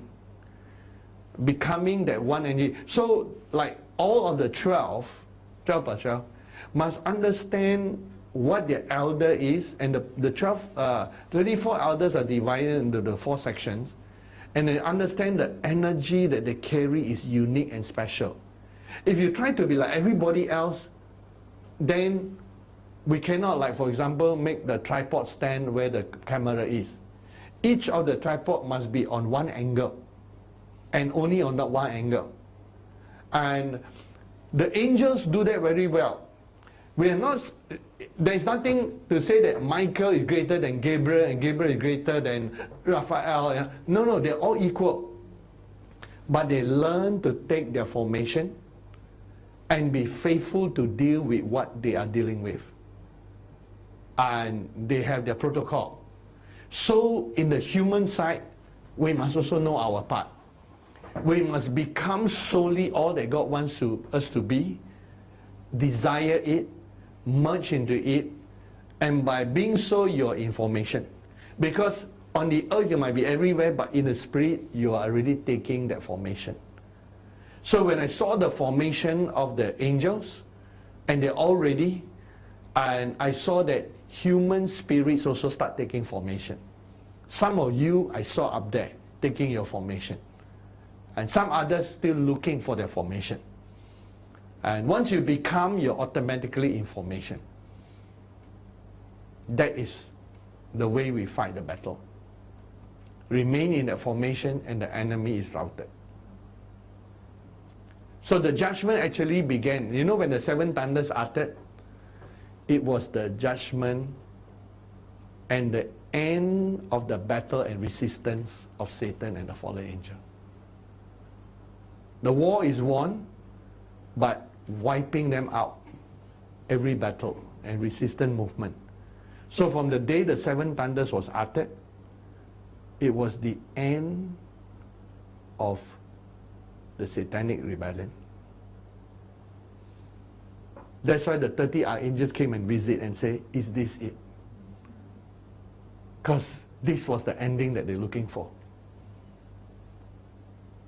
So the whole end time movement is a judgment. It's a judgment. The 7 thunders is a judgment. And I did do this when it cross-reference to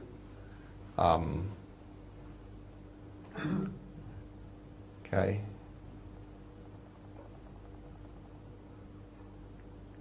When you look at thunder, and of course thunders come from lightning, and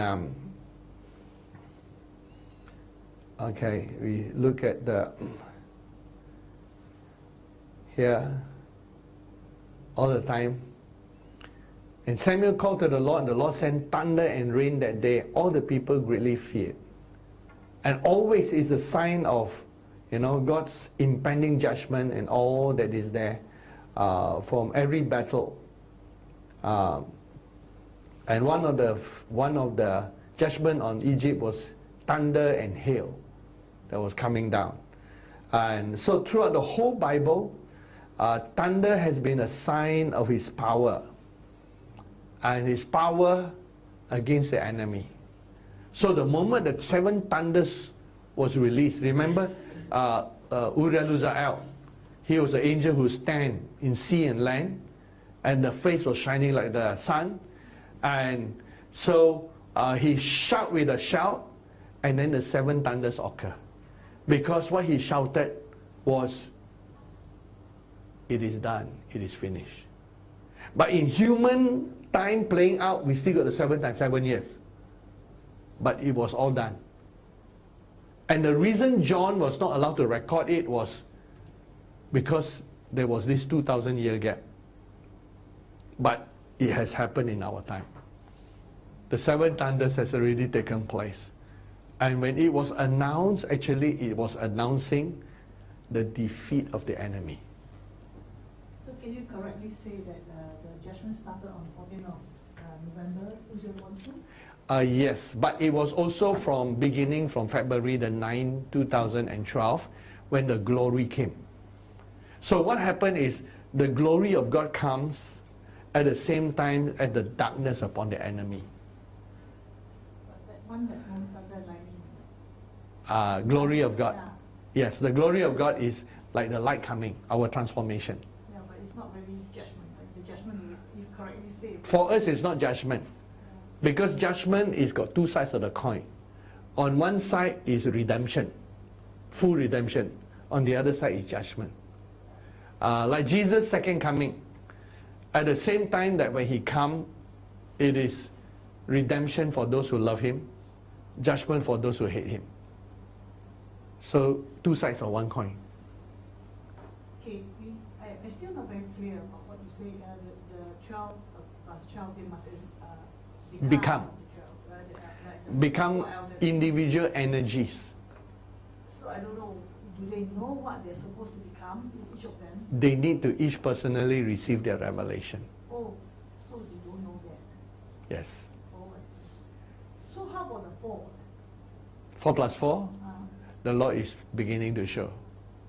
So we also don't know what we're supposed to become. All we're told is that merge with the respective living creatures. Yes, right? we keep merging until the energy starts flowing, specially. So how do, like you said, the 24 elders, they have, now on the, I think what is delayed, the transformation, is it our... Correct, the transformation. So how about the It was, 4? God knew that it was going to take time, but it was the gift of God to try to accelerate it. But the humans were not able to receive it. So we could have become very young by now. Yes. And then, how about the 4 living creatures? How are they going to impact us? Human race. Okay.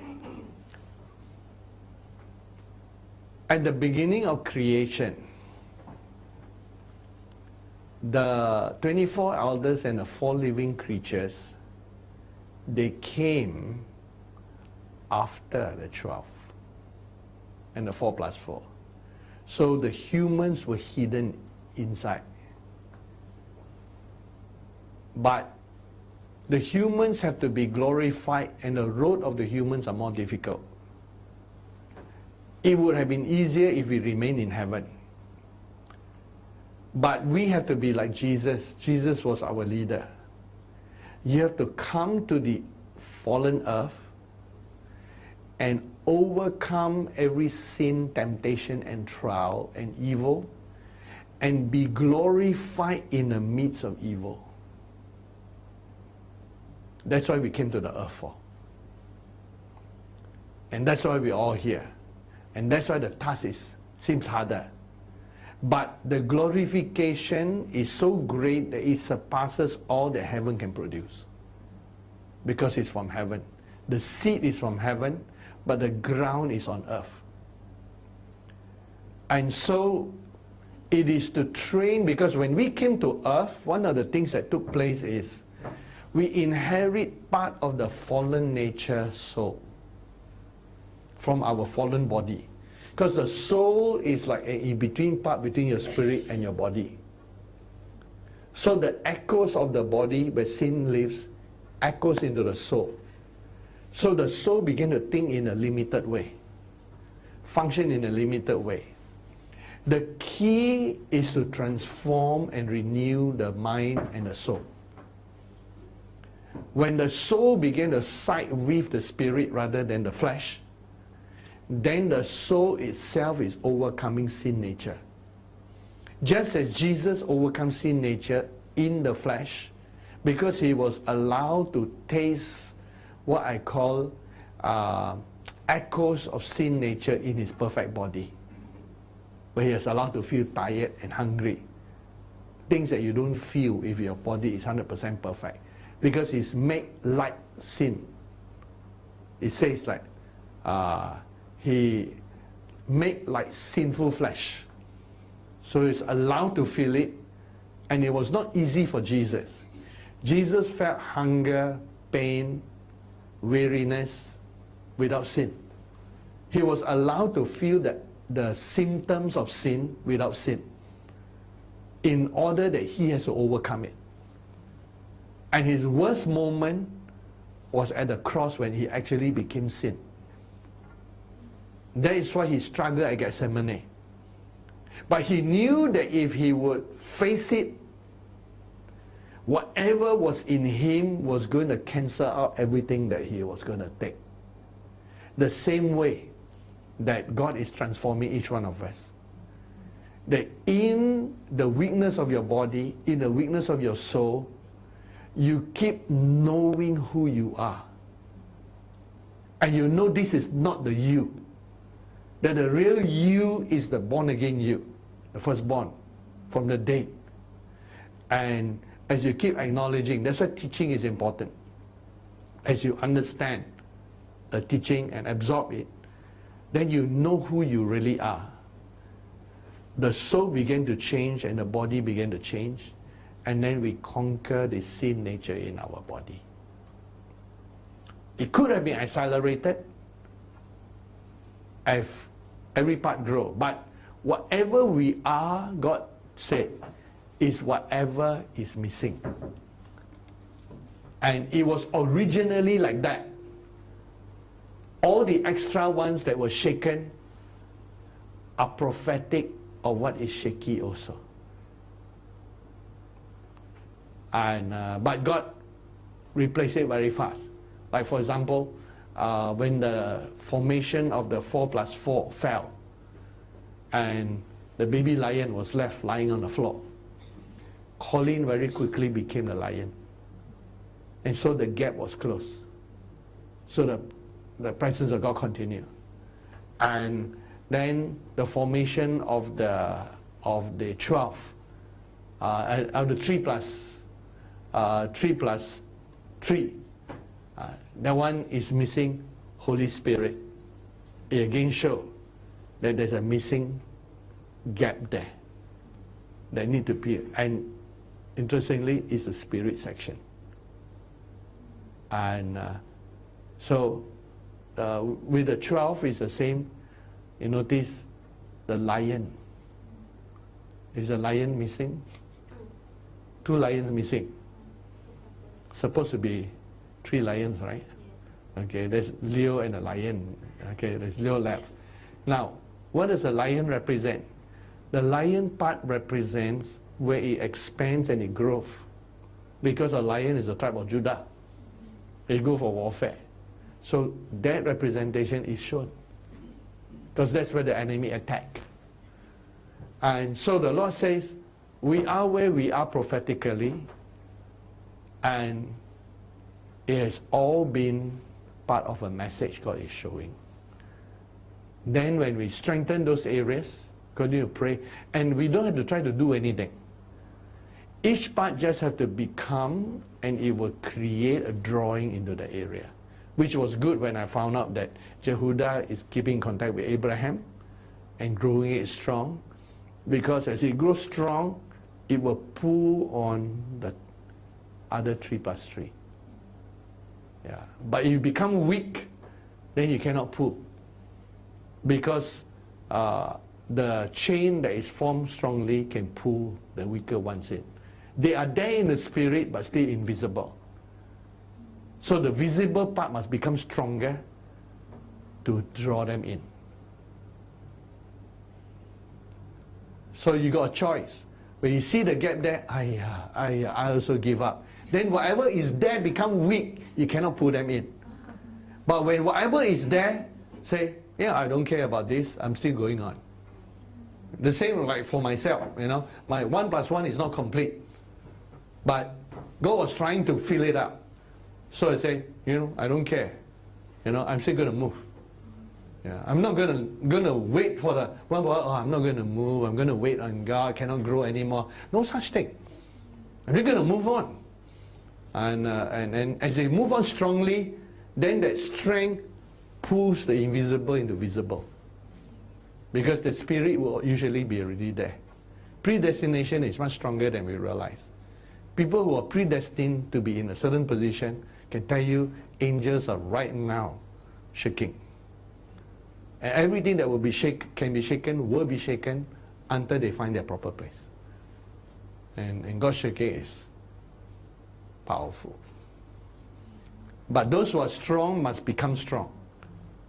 And then continue moving. You know, sometimes you know, the swan flying in a V-shaped formation. So the one that is flying must keep on flying. Because if he decides to stop, the rest will stop. So as they fly, sometimes they take turns in the center. As they keep flying, whoever left behind, but new ones join in. The new swans and the new ducks or whatever join in and swim in. But they must keep migrating. They must keep migrating and flowing where the food is. Praise the Lord.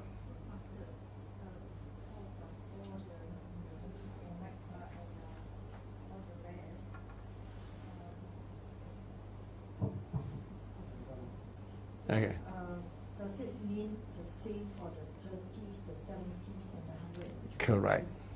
Correct. And, but we all know that we are aligned to the 4 living creatures. So what is the relationship? What we are supposed to believe is for us to, that revelation will come to us. Correct. And then how does it flow? Yeah. The main thing is like, to keep on receiving the energizing that is there. The main thing is the energizing. The energy that is flowing from God. Like tonight, for example, there's energy. Then when you open up to the energy, it flows into you and something changes. It's just like if you ask a child how to grow. So we tell the child, keep eating properly, keep exercising, and you will grow. The rest is a natural thing. So the same for each one of us. We must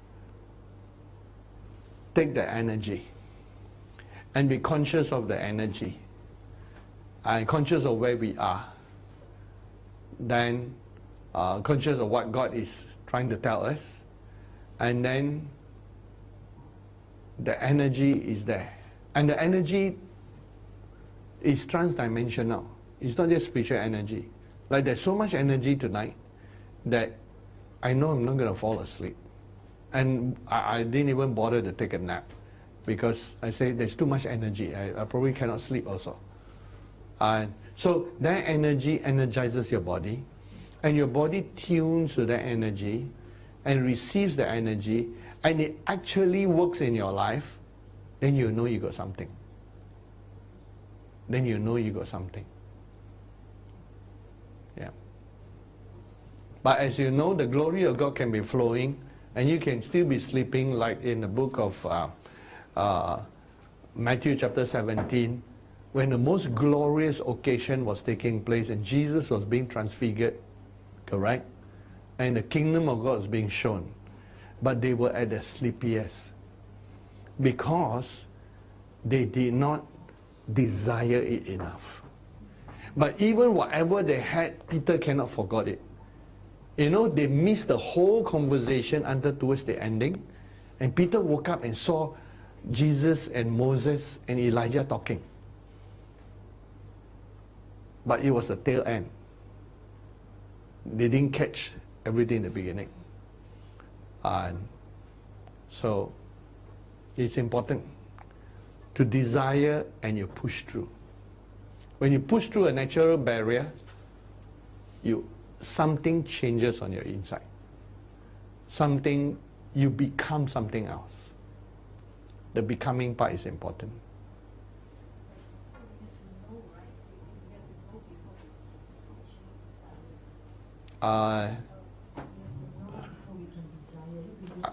Correct. So all we have to do is keep absorbing the energy. The revelations and the energy, and as you receive the revelation and energy, changes. Now that I mentioned the fallen angels and you know who they are, before that you just knew the two names. But the Lord showed that actually the other name was not correctly given. And because the way they describe it looks like some unknown angel, only one or two lines. Suddenly is this active guy here. So that is a totally different picture. Because remember, at that time when they came, the fallen angels came, mankind don't even know how to make a sword, don't know how to write, don't know how to all these things. These angels teach all the bad things first. And now that they are being released, mankind has changed. We're inventors, we've done this and all those things, but at the same time we turn it for good, but there's a potential for evil. And that's why things are definitely very different. It's a different world. But at the same time, they're capable of that in 2027, before and just before 2027, in fact about 5 years before, the angels that work with us are going to materialize more and more things. I use the word materialize, meaning that it will work in a natural realm. And by the time these fallen angels are allowed to manifest in 2027, they will be materializing a lot of the enemy thing that we have to counter. So good always comes before. Now, if you look at the time between in the year, you have February, which is at the end of the 40-day fast. February, March, April, May, June, July, August, September, October, November. So it's roughly, so February, March, April, May, June, July, August, September, October, November. So it's roughly 9 months from the time of the Pergamos glory to the seven thunders on 14 November. And so in terms of a month, it is like 9:3. It's a proportion of like 3:1. And so about in a cycle of 7 years, around the year 2022, 5 years before 2027, the angels will want to manifest a lot of things. By then, who knows, we might begin our first rotten into a staff, into a snake, and all those other things might start coming. But the thing is, we must bring ourselves to that position. And transportation also might start happening easily, at will. And to master that, we must keep yielding. Now, how can you master transportation when you cannot master desire over food? How can you master transportation when you cannot master desire to sleep? So these are the small little training that you push your spirit, you push your spirit, push your soul.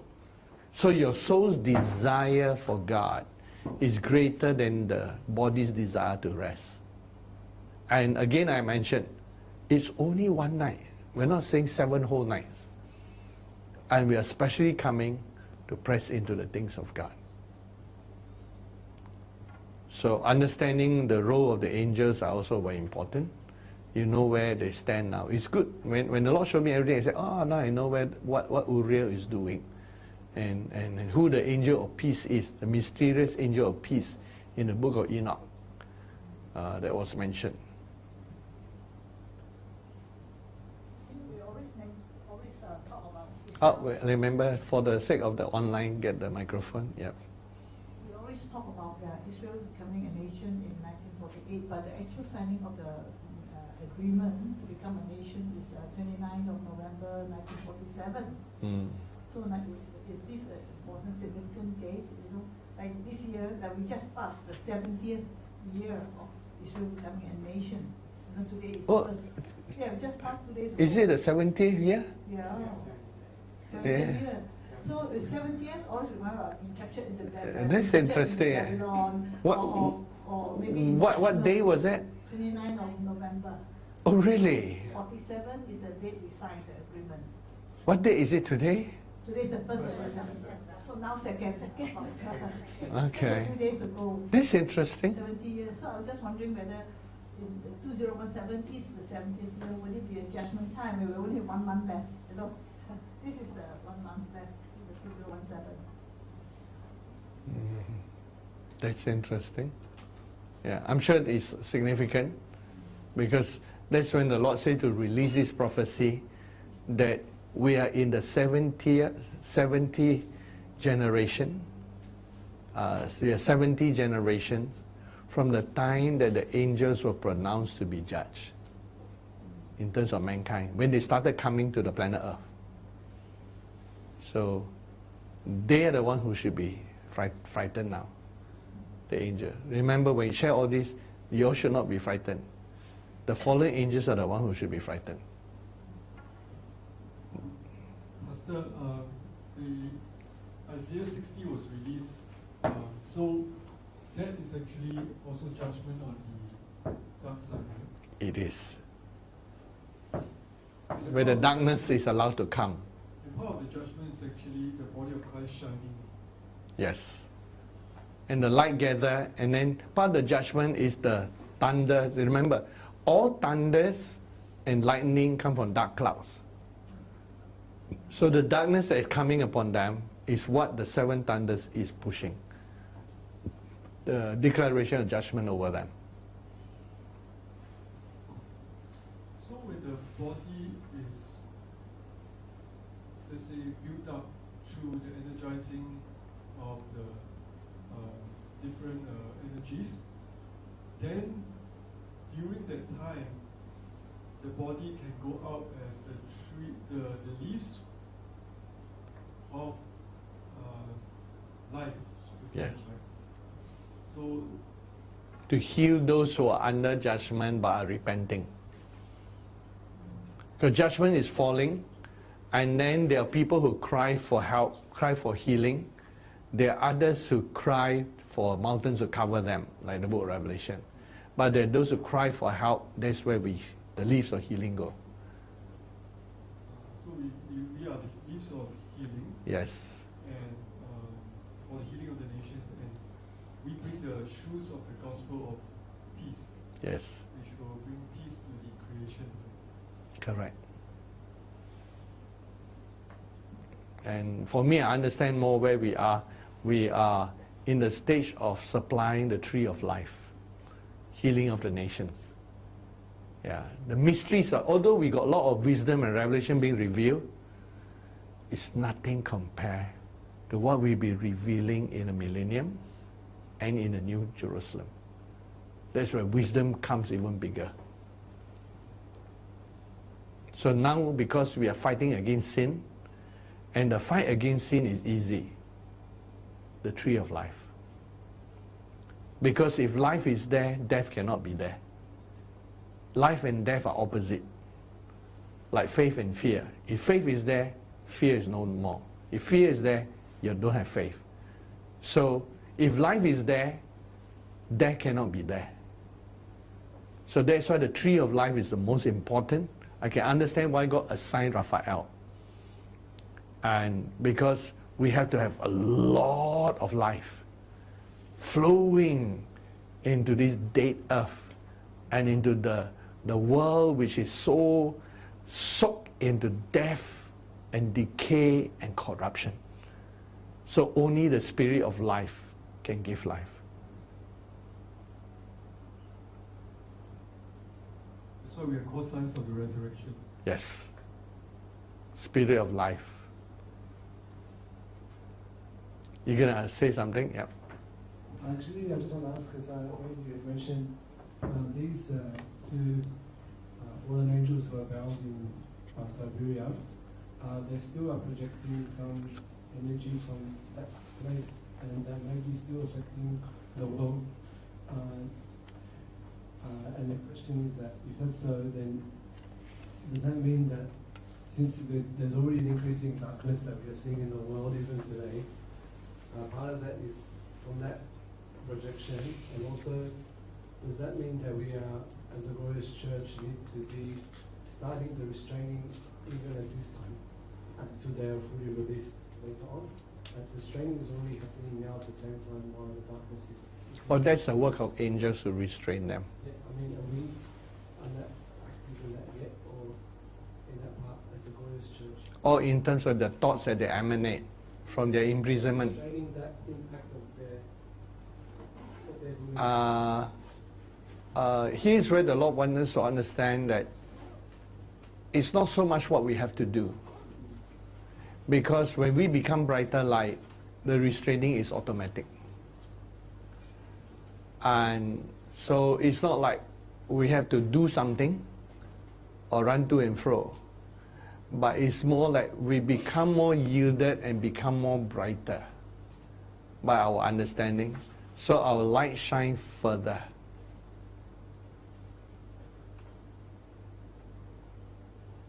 Like if before you were 10 volts, just become 20 volts. Then a 20 volt light will push darkness further, correct? And a 30 volt light will push it further. Of course, they measure it in luminance. So there's 10 luminance, 20 luminance, 30 luminance. So all we have to do, and that's why the essence of the message God saying is, become. So at the end of all the revelation God showed me, was God was showing me, also saying, you know, now you understand the role of Raphael. And then I say yes. And then understand what you had to become. Yes. I knew that I was personification of wisdom, but I realized that I had to become the tree of life. Until I merged with the tree of life. So, because Raphael, what is Raphael's role in heaven? He is the fifth heaven, which is the spirit of life. So then the spirit of life is most important. And then that ties to where we are in the book of Revelation that predicts that the leaves, as Colin mentioned, of the tree of life are for the healing of the nation. So although the teaching, the mystery solving is good, but it's just one drop in the ocean. In this life, we don't fully move into wisdom. In the next life, we do. Because in the next life, life is everywhere. So the next stage is wisdom.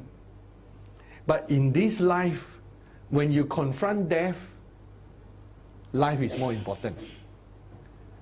And just as when you confront war, peace is important. The spirit of peace. So it depends what we are confronting. So when we are confronting a situation of war, the spirit of peace is important.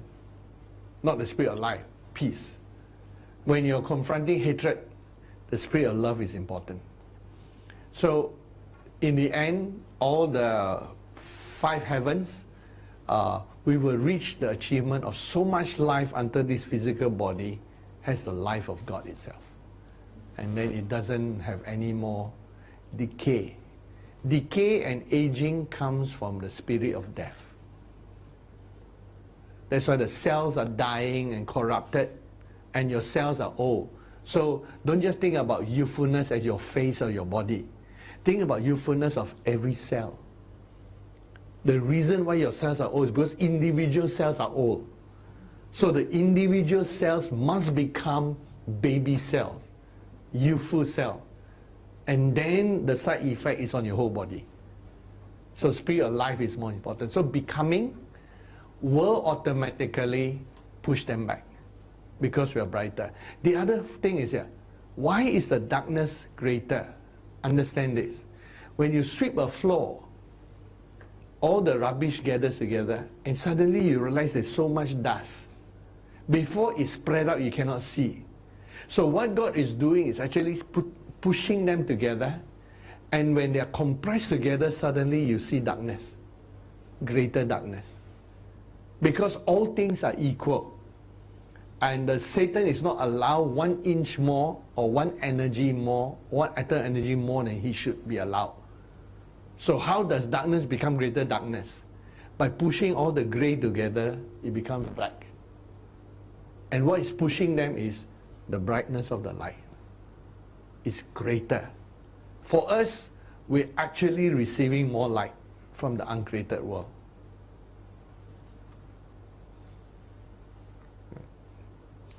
And although we are here physically, at the same time each one of you are in that place.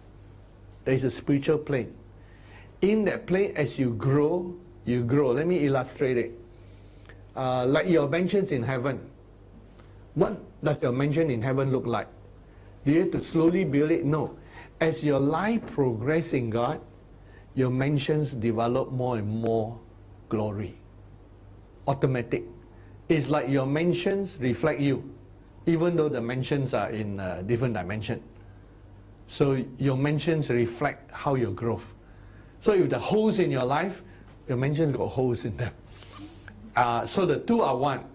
So there is also a spiritual plane where as we become more transformed, you are taking that proper formation together with the angels. And the angels are pleased that you're together with them in the formation. So you don't do anything. You don't actually have to do anything. Just by growing into it, your formation is there.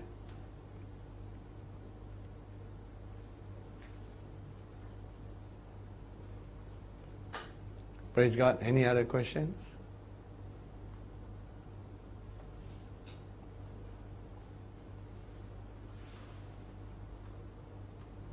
So with Enoch, you're merged with Enoch, right? Just now we were sharing about in this time. So,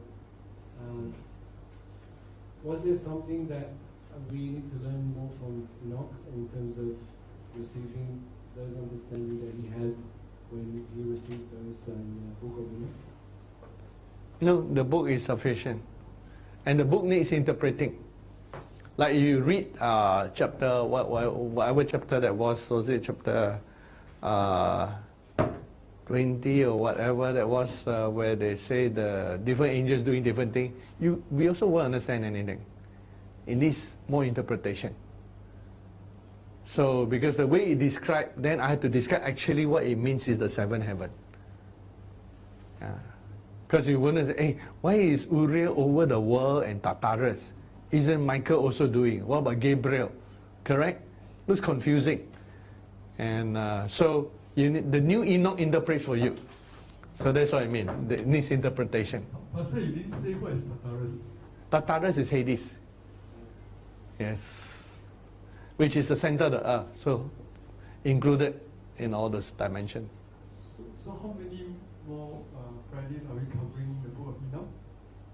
Well, we flow and see how we go. Yeah. So you cover those things like the mountains and all those. Yeah, I haven't touched on that yet. The cube. Correct. Yeah, they got a lot of things. So tonight I just cover on the role of angels. So we're on the series of prophetic series, and the series is Endtime Mysteries. So today we cover the area to reveal more clearly what seven thunders mean, what the thunders actually are. Because why seven and what are the thunders, correct? So the seven thunders are the seven last judgments that God is pronouncing on the war that was going on with the angels. And that is what is being released. Pastor, is there a reason why bad angels that came only in the time of Jared. Why do they wait? Because when Adam was deceived, he already lost his power to Satan over the earth. So there is a certain time frame before the rest of the cohorts of the bad angels come onto the earth. Is there a certain traveling time, or is it because there is still certain remnant power that Adam have that is diminishing? His life is diminishing. That's why the rest of the angels, or the bad angels, can come in. Yes, when you trace the timeline where it is, you find that the timeline is 930 years that Adam lived. So when you look at the Bible, let's have a close look. Good question that you asked there. When you look at the timeline, and the timeline should be given around chapter 5 of Genesis. The mirroring is... Oh, mirroring has been lost. Oh, because I go and switch it off just now. Okay, let's get back the mirroring.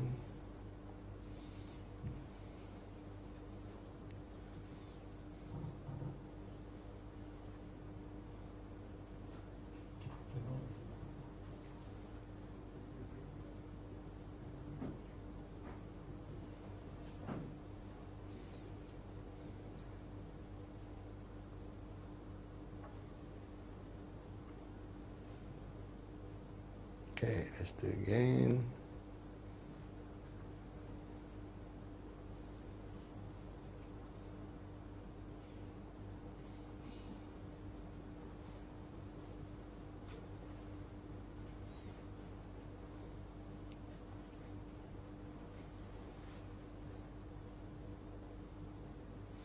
We got it. Okay. Okay, Genesis chapter 5.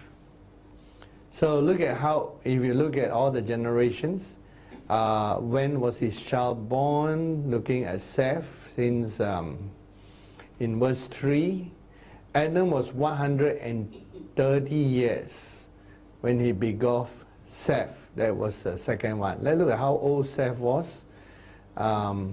After he got Seth, he lived, that was so 130, and Seth lived 105. So that would be 240 by the time the second son, Enosh, was born. 240. And then there is Enosh. Let's say Enosh is 90 years. So by the time Enosh have a child, 90 plus 240, and makes it 330. 330. Let's say when Keainan 73, the 330. By the time Keainan gave birth to Mahalalel, it's 400 years. So Mahalalel, that is 400. So by the time Mahalalel 65, that's 465. 465. And then he begot Jared. 465. Jared, when he begot Enoch. Jared, 465 plus 162, 465. So that brings it up to 400, 500. That would be 622. So Adam really lived very long. So in the days of Enoch was born, Adam was about 622 years old. So then all the days of Enoch, of course Enoch begot his son when he's 65. Interesting that in the book of Enoch, Pastor put he was 165, but here our Bible put 65. So Adam, so I would say Adam lived all the way through until near to Noah's Lamech and Noah's time. So I would say that Adam's presence doesn't seem to affect much. I believe it was God restricting them. That evil was going on the earth, even on the planetary and space dimension, but it was God sort of restricting them to what they allowed to do or what they can do, because Adam seemed to be alive all the way down to Lamech's time and near to Noah's time. So Adam really lived very, very long, 930 years. So in terms of why only in Jared's time, the Bible gives us a clue. God tell the devil what he can and cannot do when it came to Job. God restrict what the Antichrist can and cannot do when it comes to the book of Daniel. And the devil seems to be restricted in its operation. Even the Antichrist is restricted where he can or cannot go. And the 3 places where Maraba is, he's not allowed to go. So it seems that God is and his angels are the one putting the restrictions. And God seems to want to, it seems like it's like a rubber band. When God stretches something, he knows if this thing push, then this one will push. So when you stretch there, this one has to pull more. So it seems that God has put a limit on where it stretches. And then in the fullness of time, he allows certain things to happen. And I believe because 7 was important. Enoch was number 7 in the whole chain. So it was like a cycle has complete. Remember, generations are measured by 7 and 14. So 14 is a 2 generation. So every 7 generation was important. And it seems that as it comes towards the end of the cycle of the first 7 generation, then they were allowed to do certain things. By Enoch's time, they were fully active. Even Jared, they started coming slowly. It only took until Enoch's time, then only they actually became successful in a lot of these giants and all that was there. That's why Enoch was the one who confronted them, not Jared. And so that is why this 7 times 7 years is very important. We've come to 5 years. And as we cross into the 2020, it's a very important change. And certain things the enemy are allowed to do or not allowed to do. And the same as we come by 2027, the end of the 2nd cycle, 14 years. And then only God allows, the timing is exquisite. So sometimes you look at it, I wonder, God, why so exact that 2027 is 14 years? And only God could measure those things. That he knew exactly what things were happening and when things were happening. So, predestination, I would say, and God's limitation. But good question that was asked there. Any other questions?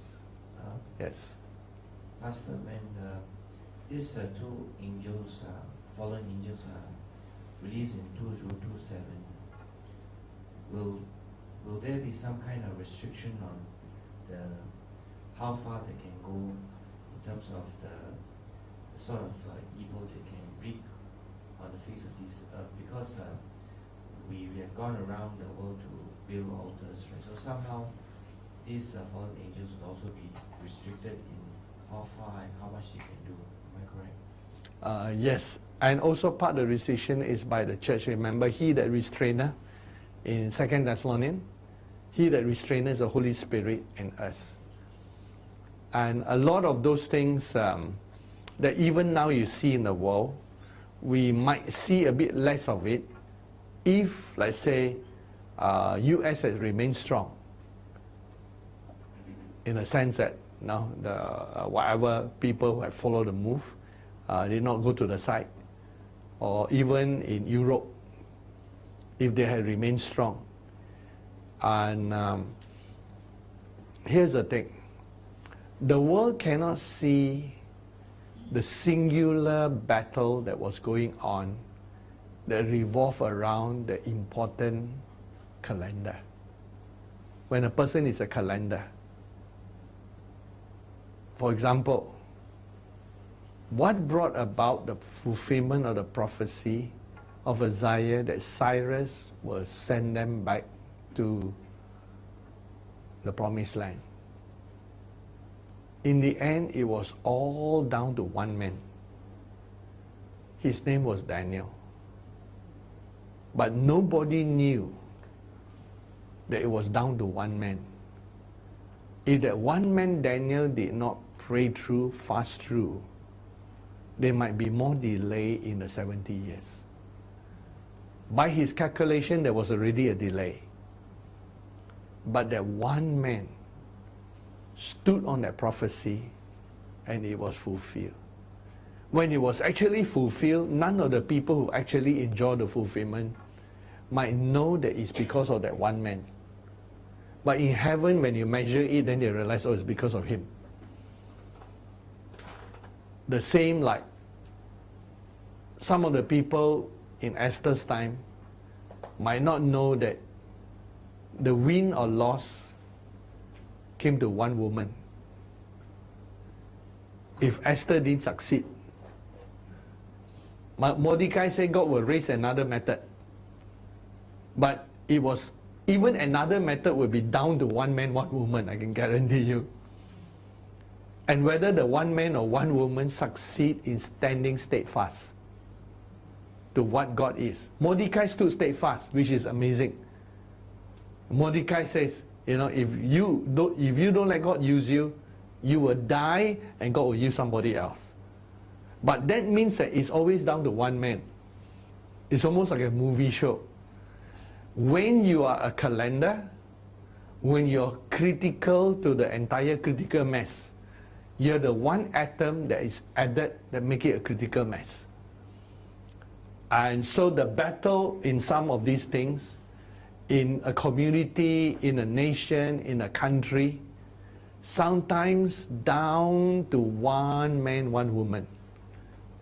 If they can, don't give up. If they can fight the enemy, if they can stand steady. And remember this, by not changing your decision, you already win. Do you know all you have to do to win is to last through the attacks of the enemy and survive? Because at the end of the day, the enemy run out of weapons. So all you have to do is not give up to win. So for us to win is actually quite easy. You know, by the time you have to cast out 1,000 demons, that one not winning, that one is extinguishing the enemy. All we have to win is never to give up. And steady until you say like Martin Luther, here I stand. If I die, I die. If I live, I live. And that changed the whole tide. Like David's mighty men. Down to one man, one woman. Hope that answers your question. So that's why God called the 30 mighty men. Because some of the battles were won or lost based on that one man. Remember, one of them was in a bean patch. Everybody was already running. Because he stood and fought, the battle turned around. So it's all on whether that one man want to give up or not. The same. David almost got extinguished. But the one quality of David is he keep coming back. He didn't give up. He keep pushing on. And the same with the men and women of God in the Bible. Yeah. But when they give up, that's where the whole thing collapsed and God had to raise another one.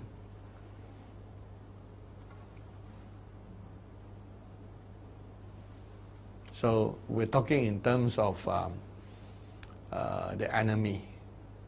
And sometimes God take the faith of one person or one woman, or one child, or one man, in their prayer, in their faith, they don't give up.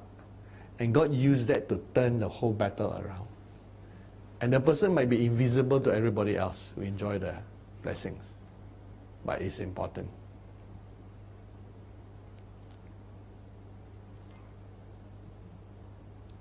Praise the Lord. Any other questions?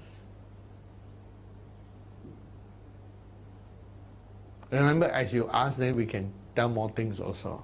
So we sort of open something and then let you all, see what is there, and then see what questions it arises in you.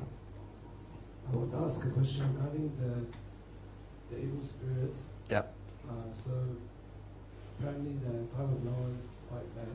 So what they did is that we're going to see more of that in that time, and then because of those angels that have been released as well.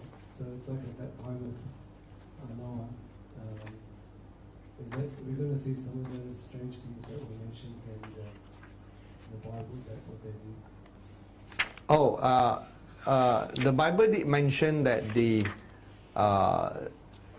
what I call these the giants that were there, the half-breeds, when they were punished and got destroyed, God pronounced judgment on them. I believe it's around chapter 10, and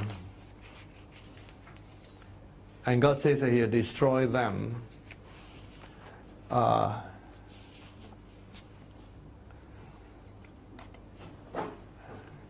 They actually became like evil spirits, and it mentioned that the women who mixed with them, they also change. They are no more considered humans. They also became, they use the word sirens in the translation. But what it means is they became like evil spirits.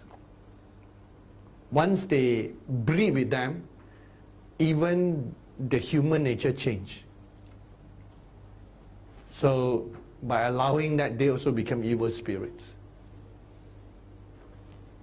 But they're always there. And these evil spirits desire bodies. That's how they like to possess people.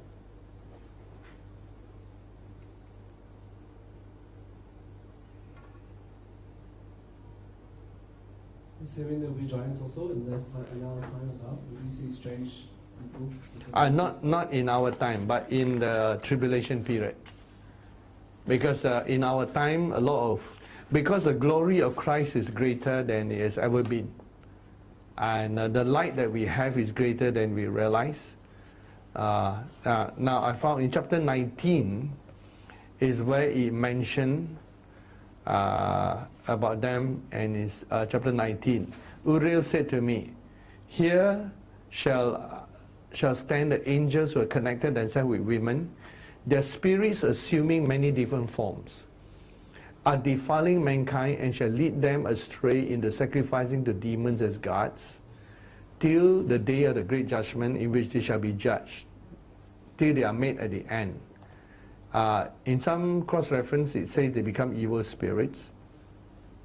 And the women also of the angels who went astray shall become sirens. So they are not even treated like humans anymore, because they have given up their DNA to be part of the evil spirit process. So when their bodies died, they also became like evil spirit. They don't even have a human judgment. That means that these women who mated with the angels, the fallen angels, they also became hybrid like them. Yes, something changed in their DNA. Also, they couldn't go to hell. No, they are not treated like humans anymore. So now they're still. The evil spirit. They're still roaming the earth now. Correct. They don't know where to go. Correct. They're like evil spirits. That's why you find evil spirits whose evil spirits seem to have feminine and masculine thing, and they are there as a result of all these giants.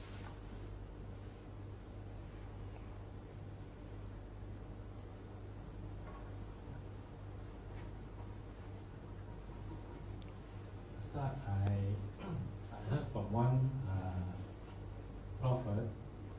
said the 200 angels, they were sons of God. That they were like human. They possessed the human bodies to be able to mate with the women of the daughters of men. Is that is it true? I mean, they change themselves. Yes, they alter themselves. So they took on something when they come to the earth, and they change themselves to have human organs and all that, so they can mate. Yes.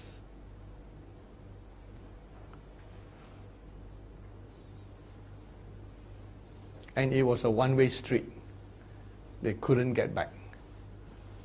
Yeah.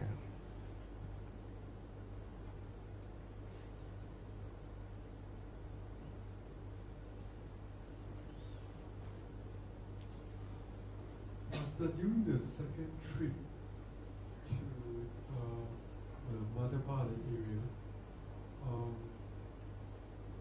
you went out to meet Enoch again. Second trip. I think like 2000 last year, right? Last year. Yes, we went to build. Yes, we went to build altar. Yeah, we went up there. Correct. So was. We went to Enoch's mountain. Yeah. So was the second meeting revealing something else that we could learn, or can you share something in the second meeting? Oh, the second we managed to build a bigger and stronger altar. And the first altar we saw, and the place seemed to be developing, so it was a good thing we rebuilt, because where the first altar was built with the first 7 thunders prophet, then the second altar was built with the second 7 thunders prophet. And but both has its meaning and differences also. As I look back at the Revelations, I realized that even the first 7 thunders get some things that seem to interpret himself. Because I gave him the book of Enoch, and he came back and pointed to the 2 names. So then, now I have my own download. I look back and I say, hey, actually the name was wrongly given in one of them. And it was supposed to be referring to this angel, not the other angel. So it's like he grab and try to get some things. And so the same I find the second 7 thunders, that there were some things that were superimposed by the soul. So it seems that seeing into this dimension accurately, it's you need a lot of Bible. And of course, by the time the book of Enoch has been written, it's considered one of the canons of the Ethiopian church. So it's something we can refer back to. And so that's interesting. In an interesting manner is also how during that time, it's at the same time when we saw the fallen angels. And they form a hideous form, both in the first 7 thunders one and the second. So it seems that there is that battle that Enoch confronted. Yeah.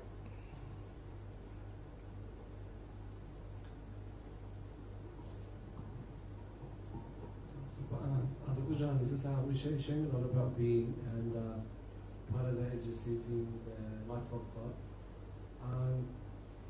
You mentioned earlier about yielding. Can you help us just how we can understand more on how we can receive that? Okay. In the practical sense, it's like, you know how sometimes when you sense energy, then you could either let the energy flow through you or just let it pass. Like the woman with the issue of blood. She seems to know that the energy is on Jesus. She believed it was there, and she knew that this was her last desperate hope. In fact, it says she spent all her money and she was worse. So her sickness became worse. And for her, it was the only chance for her to tap the energy. If she don't tap on that, who knows, she might die of that sickness. She already came to the point to believe that there was energy flowing. Because who decided that the garment of Jesus had power? Not Jesus. The woman. She was so shy to call him to pray, so shy to stand before him and talk about her needs. But she had to believe that there was energy in his clothing. Jesus didn't design the method. She designed her own method. And then she said, all I need is touch, and she was not looking to feel anything. She just wanted to release something that if I just touch, whether I feel it or not, to me, I got it. I believe that was her attitude. Because at that time, there was no teaching like, you're going to sense electricity, you're going to sense. So I don't think she was looking for even a feeling, you know. I don't think she was looking for a feeling. All she wanted was closure. After hearing so much here, if I touch him, I believe I'm better. She might not even be looking for instant healing. She might even believe if she touched that garment, just touch and go home quietly, she will live and not die. But to everybody's surprise, especially hers, the moment she touched, something happened. Instantly. And it never says she was believing for instant healing. She just believed she would get better. Good enough for her. Don't forget. For her, this is the best of the best. But she felt something, and power really flowed. And Jesus himself felt something go. And there was another incident when it says Jesus was there and the presence of the Lord was there to heal. But up to that time, nobody was healed. Because sometimes there's power there, but nobody was tapping on the power. Until Jesus released the power. And the same with the man in Lystra in Acts chapter 14. As Paul was preaching, Paul saw he had faith to be healed. Interesting. He got faith to be healed but was not healed yet. Because couldn't make the connection. And Paul shouted to stand up. Then the man got instantly healed. Now I believe if the man had faith to be healed, even if Paul didn't shout, if the man did something, just something, every miracle in the Bible needed to release something. Either they take a stick and throw it in, or Elijah has to lay over the boy's body, or Jesus had to say, why did Jesus say, to the lepers, go and show yourself to the priest? Hey, when they went to show themselves to the priest, they didn't feel anything. Correct? Because they were not healed when they were turning around. They were only healed when they were on the way. How long on the way, do not know. But they must believe and act on Jesus' words and move in the direction of the temple and wanting to actually go and see the priest. In fact, if they don't feel anything, they will still go all the way there and say, hey, check on us, see. And maybe the priest check and say, hey, you're actually better. And they might be better without feeling better, they're still okay. But along the way, they noticed something was already happening. That's where one of the 10 lepers turned around and came back. So, this belief that it is there should not be imagination. But when it is something that is really there, then you actually tap on that with all your faith, and it's yours. It's like something in you acted, accepted, or released. So, Pastor, like you were teaching on the gifts, and that we are now already able to go out and exercise. Yes. So like Elisha, when he got a double portion, he said he didn't feel anything. Correct. Then he went and hit the water. Yes. And something happened. Correct. So it means that even for us, on the practical side, we have to go and do something. When the Lord opens the opportunity. That we got to take it that when we live in the perfect will of God, everything around us is challenged. And like let's say for today, right? Today, because I was thinking, wow, I've been, working, I might take a nap. Then when I was sitting down, I could feel this energy flow. I was preparing for tonight, I could feel this energy flow. Then when I started feeling the energy flow, I make a mental decision. I not take a nap. I will instead tap on this energy. But if I had taken a nap, I would have shut down the energy. A simple decision like that. But by choosing not to take a nap, I'm choosing to depend on spiritual energy instead of the normal thing, I take a nap, then come and pray all night, correct? Instead of choosing the natural path, I choose the more spiritual path. Because I felt something. And there was like, I felt exactly like what the two disciples of way Emmaus felt in Luke 24. The warming sensation. As I reading through the book Enoch, I saying, Lord, I don't know which part, so much to share, which part and how you want me to share. But I just prepare and read through, and then there's this warming. I said, wow, this energizing is good. Plus, I know the angels know that I know. The angels understand where I understand.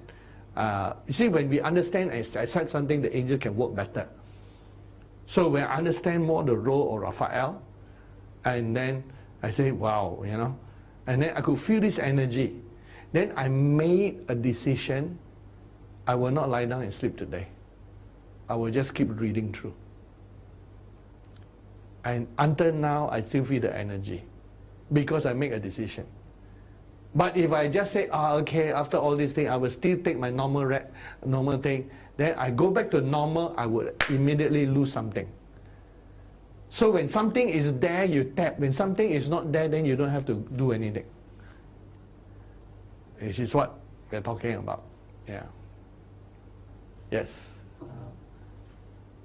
Pastor, regarding the merging of between us and the 24 elders, Yes. how do we know when the merging is already completed? Will we feel any changes? 100% yes. Now, the merging that is taking place on each one of the 24 is a specific type of energy and a specific type of, if I can use these words, color. Color. So you might sense a certain type of vision or certain type of strength in the colors that are flowing. It might be different for everyone. But there will be changes that you can identify as changes that are not normal, not just natural. Okay, so when we actually found out the names of the elders that we were supposed to merge with, I remember a couple of years when we first started getting the names of our angels. We were taught, just think about the name of the angel, and that angel will just be there with us, and then we could effectively have some kind of merging also with our angels. So is it also the same with the 24 elders? When we get the names of the elders, we are supposed also to think about, just see their names in our minds, and then after that allow the merging process to take place. Yes, and then in their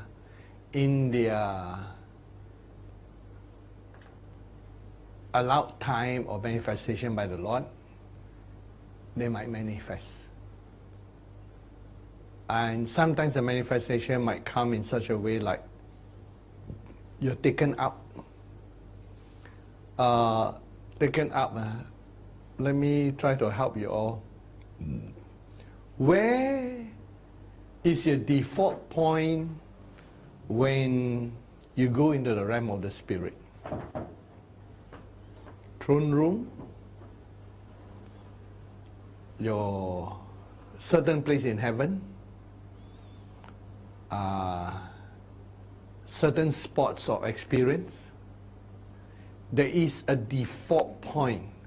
It's just like when you buy a computer, there's a default screen. If you don't put, somebody will put it for you. It cannot have no screen. It has to have a color. And so there's a default screen put for you. But you can change the default screen to another screen. And all of us in the spirit has a default screen. So my default screen, for example, when I want to start entering the realm of spirit, is either the throne room, my mansion in heaven, or a certain spot that I pull to. Sometimes I'm pulled to certain places. So that one is not initiated by me, by the angels and by God. That sometimes where I am doing my prayer and becoming aware, then it will be like throne room or my mansion in heaven. So this is my default. So every one of you should have your default. And your default, when you become comfortable, is like Elisha's musician. You know how to get the spirit. And you know how to flow into the spirit. When you need to hear, it is still the spirit initiating, but you create the atmosphere for him to initiate. And so find your spiritual default mode. There might be a few. And use it constantly, because that becomes your entrance in the cube. You know, in the cube you can have all information. So that will be your entrance into the cube where you obtain all kinds of information in the spiritual realm. Find your default mode. And so when you merge with the 24 elders or any of the angels or anything, you must be in your default mode before you can encounter them or talk to them. And the real angels don't talk much, one, but they're always around. They're always around. Like in this year, I've been seeing Angel Raphael, and over the last month, he has been constantly at my side. More than before. I'm noticing him before. Angel Uriel, he comes and he goes. And but Angel Raphael, he's been always there. So I notice these things in the spirit and the changes that are there. The other thing I notice is more fire, like as an awareness that of this energy, like fire and electricity that is there than normal. So then when you become aware, and if it's not true in the spirit and you act on it, there'll be nothing. But if it's true in the spirit and you act on it, you really tap on something. And you feel a change in your body. Yes? Okay. Referring to what you just said, of the woman who touched the garment of Jesus. Yes. So the way you say is that you say the woman doesn't know. I thought that whenever the Lord is present, somehow something will come upon us and we sense it, like the hair standing up or something like that. We will sense the presence. Isn't that the same for everybody? No, because there were a lot of people touching him and nothing happened. Because whenever, like just now during worship, the Lord is here. You know, I just sense a presence. So I just asked, I think, Lord Jesus, are you here? Then I just thank him, you know. And immediately you feel like something, like some sparkle thrown on you. Yeah. For those who are sensitive, yeah, yes. you just feel that. So, is that energy? Is that what you're talking about? Correct. Energy? That is the energy I'm talking about. Okay. So when you say we have to absorb, I mean, like constantly in our worship, I always have this sparkle being thrown on me. So, how am I absorbing it or am I not absorbing it? When you're aware of it and you feel it coming on you, you are absorbing it. And then when you feel it, what we need to do as part of the experience is to enjoy it coming on you. Of course, because I sense the presence of God. Correct. So you just open your whole being to enjoy it coming on you. That's like when you eat food, most of us don't just put into our mouth and swallow, correct?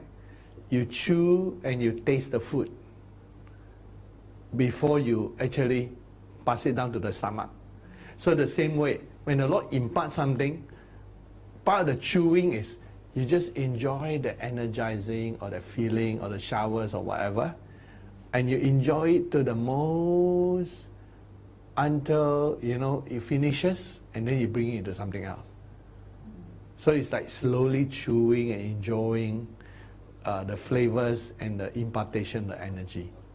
And that enjoyment part is what is transforming our soul and our body. Okay, then just now you talking about the man at Lystra, you know, where, okay, I know a couple, I don't know, 1-2 years ago, I don't know when, but you were preaching at that time, you said that, that was Paul, right, and the man. Acts 14, yeah, Paul. Yeah, so you said, he saw a vision of this man healed, and that's why he exercised that faith.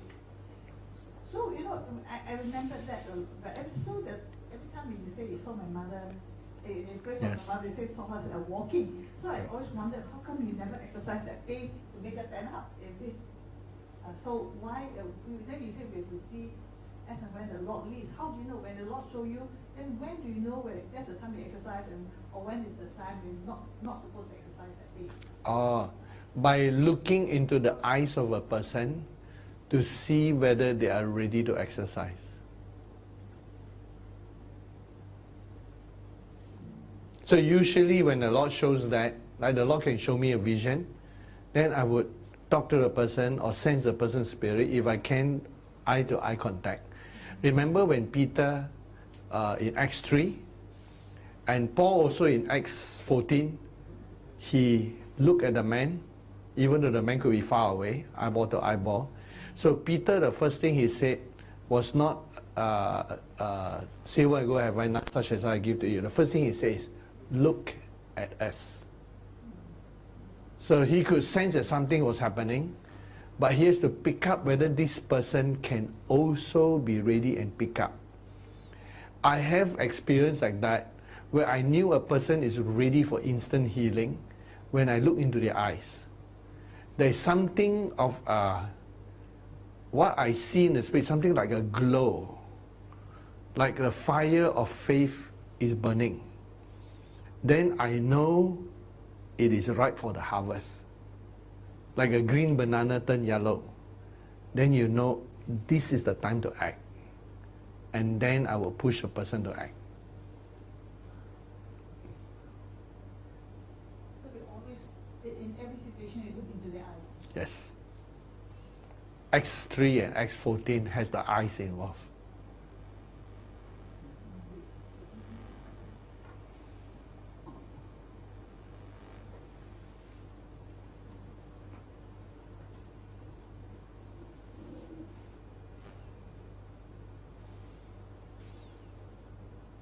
Praise the Lord. Yeah.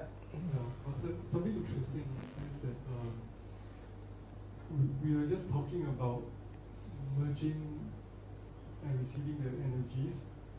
So today again I was reading recently Psalm 68. Yeah. And then talking about Benjamin and Judah. So I said, why Benjamin first and why Judah, and you know what's the importance? Then I was led to read the blessing over Benjamin and the blessing over Judah. As you can see that the blessing over Judah has a lot to do with what we are doing, but there's still a lot of things I don't quite fully understand. Yep. The Benjamites, you notice, when God says 10 tribes, where was the missing tribe? Because David had Judah. Saul's uncle, Abner, had the 10 tribes. So where was the one more tribe? Benjamin. So Benjamin was sometimes lumped together with Judah. Because God will say, I give you 10 tribes. He gave to Jeroboam 10 tribes. Then David keep the 1 tribe. He never said David keep 2 tribes. So 10 plus 1 is only 11. The one missing is always Benjamin. Because Benjamin is like in the territory of Judah. Although Saul was a Benjamite. And so that's why the blessing of Benjamin was like included with the blessing of Judah. So it seems that Benjamin is like a ravenous wolf. Wolf, yes. And he went out to get something, and he came back and distributed to the rest. Yes. Is that something that we can interpret, or? Oh yes, because the redeemed wolf guards the sheep. The redeemed wolf guards the sheep. The unredeemed wolf eats the sheep. Because four tribes were mentioned there, but I was trying to match if there's with the 4 living creatures, but I couldn't really match it. I saw Benjamin, and then I think next one is Judah, and Judah has a lot of things on it. Then I think it was Zebulun and Naphtali. Zebulun and Naphtali is because of the blessing from the sea. Yes, from the sea. Mm. And I see that Benjamin is right in the territory is right in the center, and then Judah covers the rest of the south, and then Naphtali and Zebulun is right on the north. Yep. Is there any significance to taking the south first before the north? No? The south is always the face of the man, which is the church. The north is always where God's throne is. So that's the significance.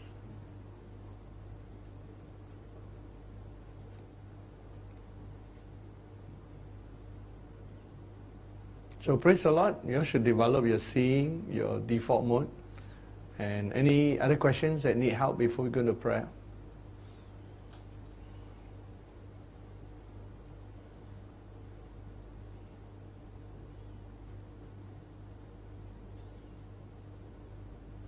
Praise the Lord. Then we will worship, and we continue the next week on parts of this revelation the Lord showed, and then on the book of Enoch. So let's worship the Lord and go straight into prayer.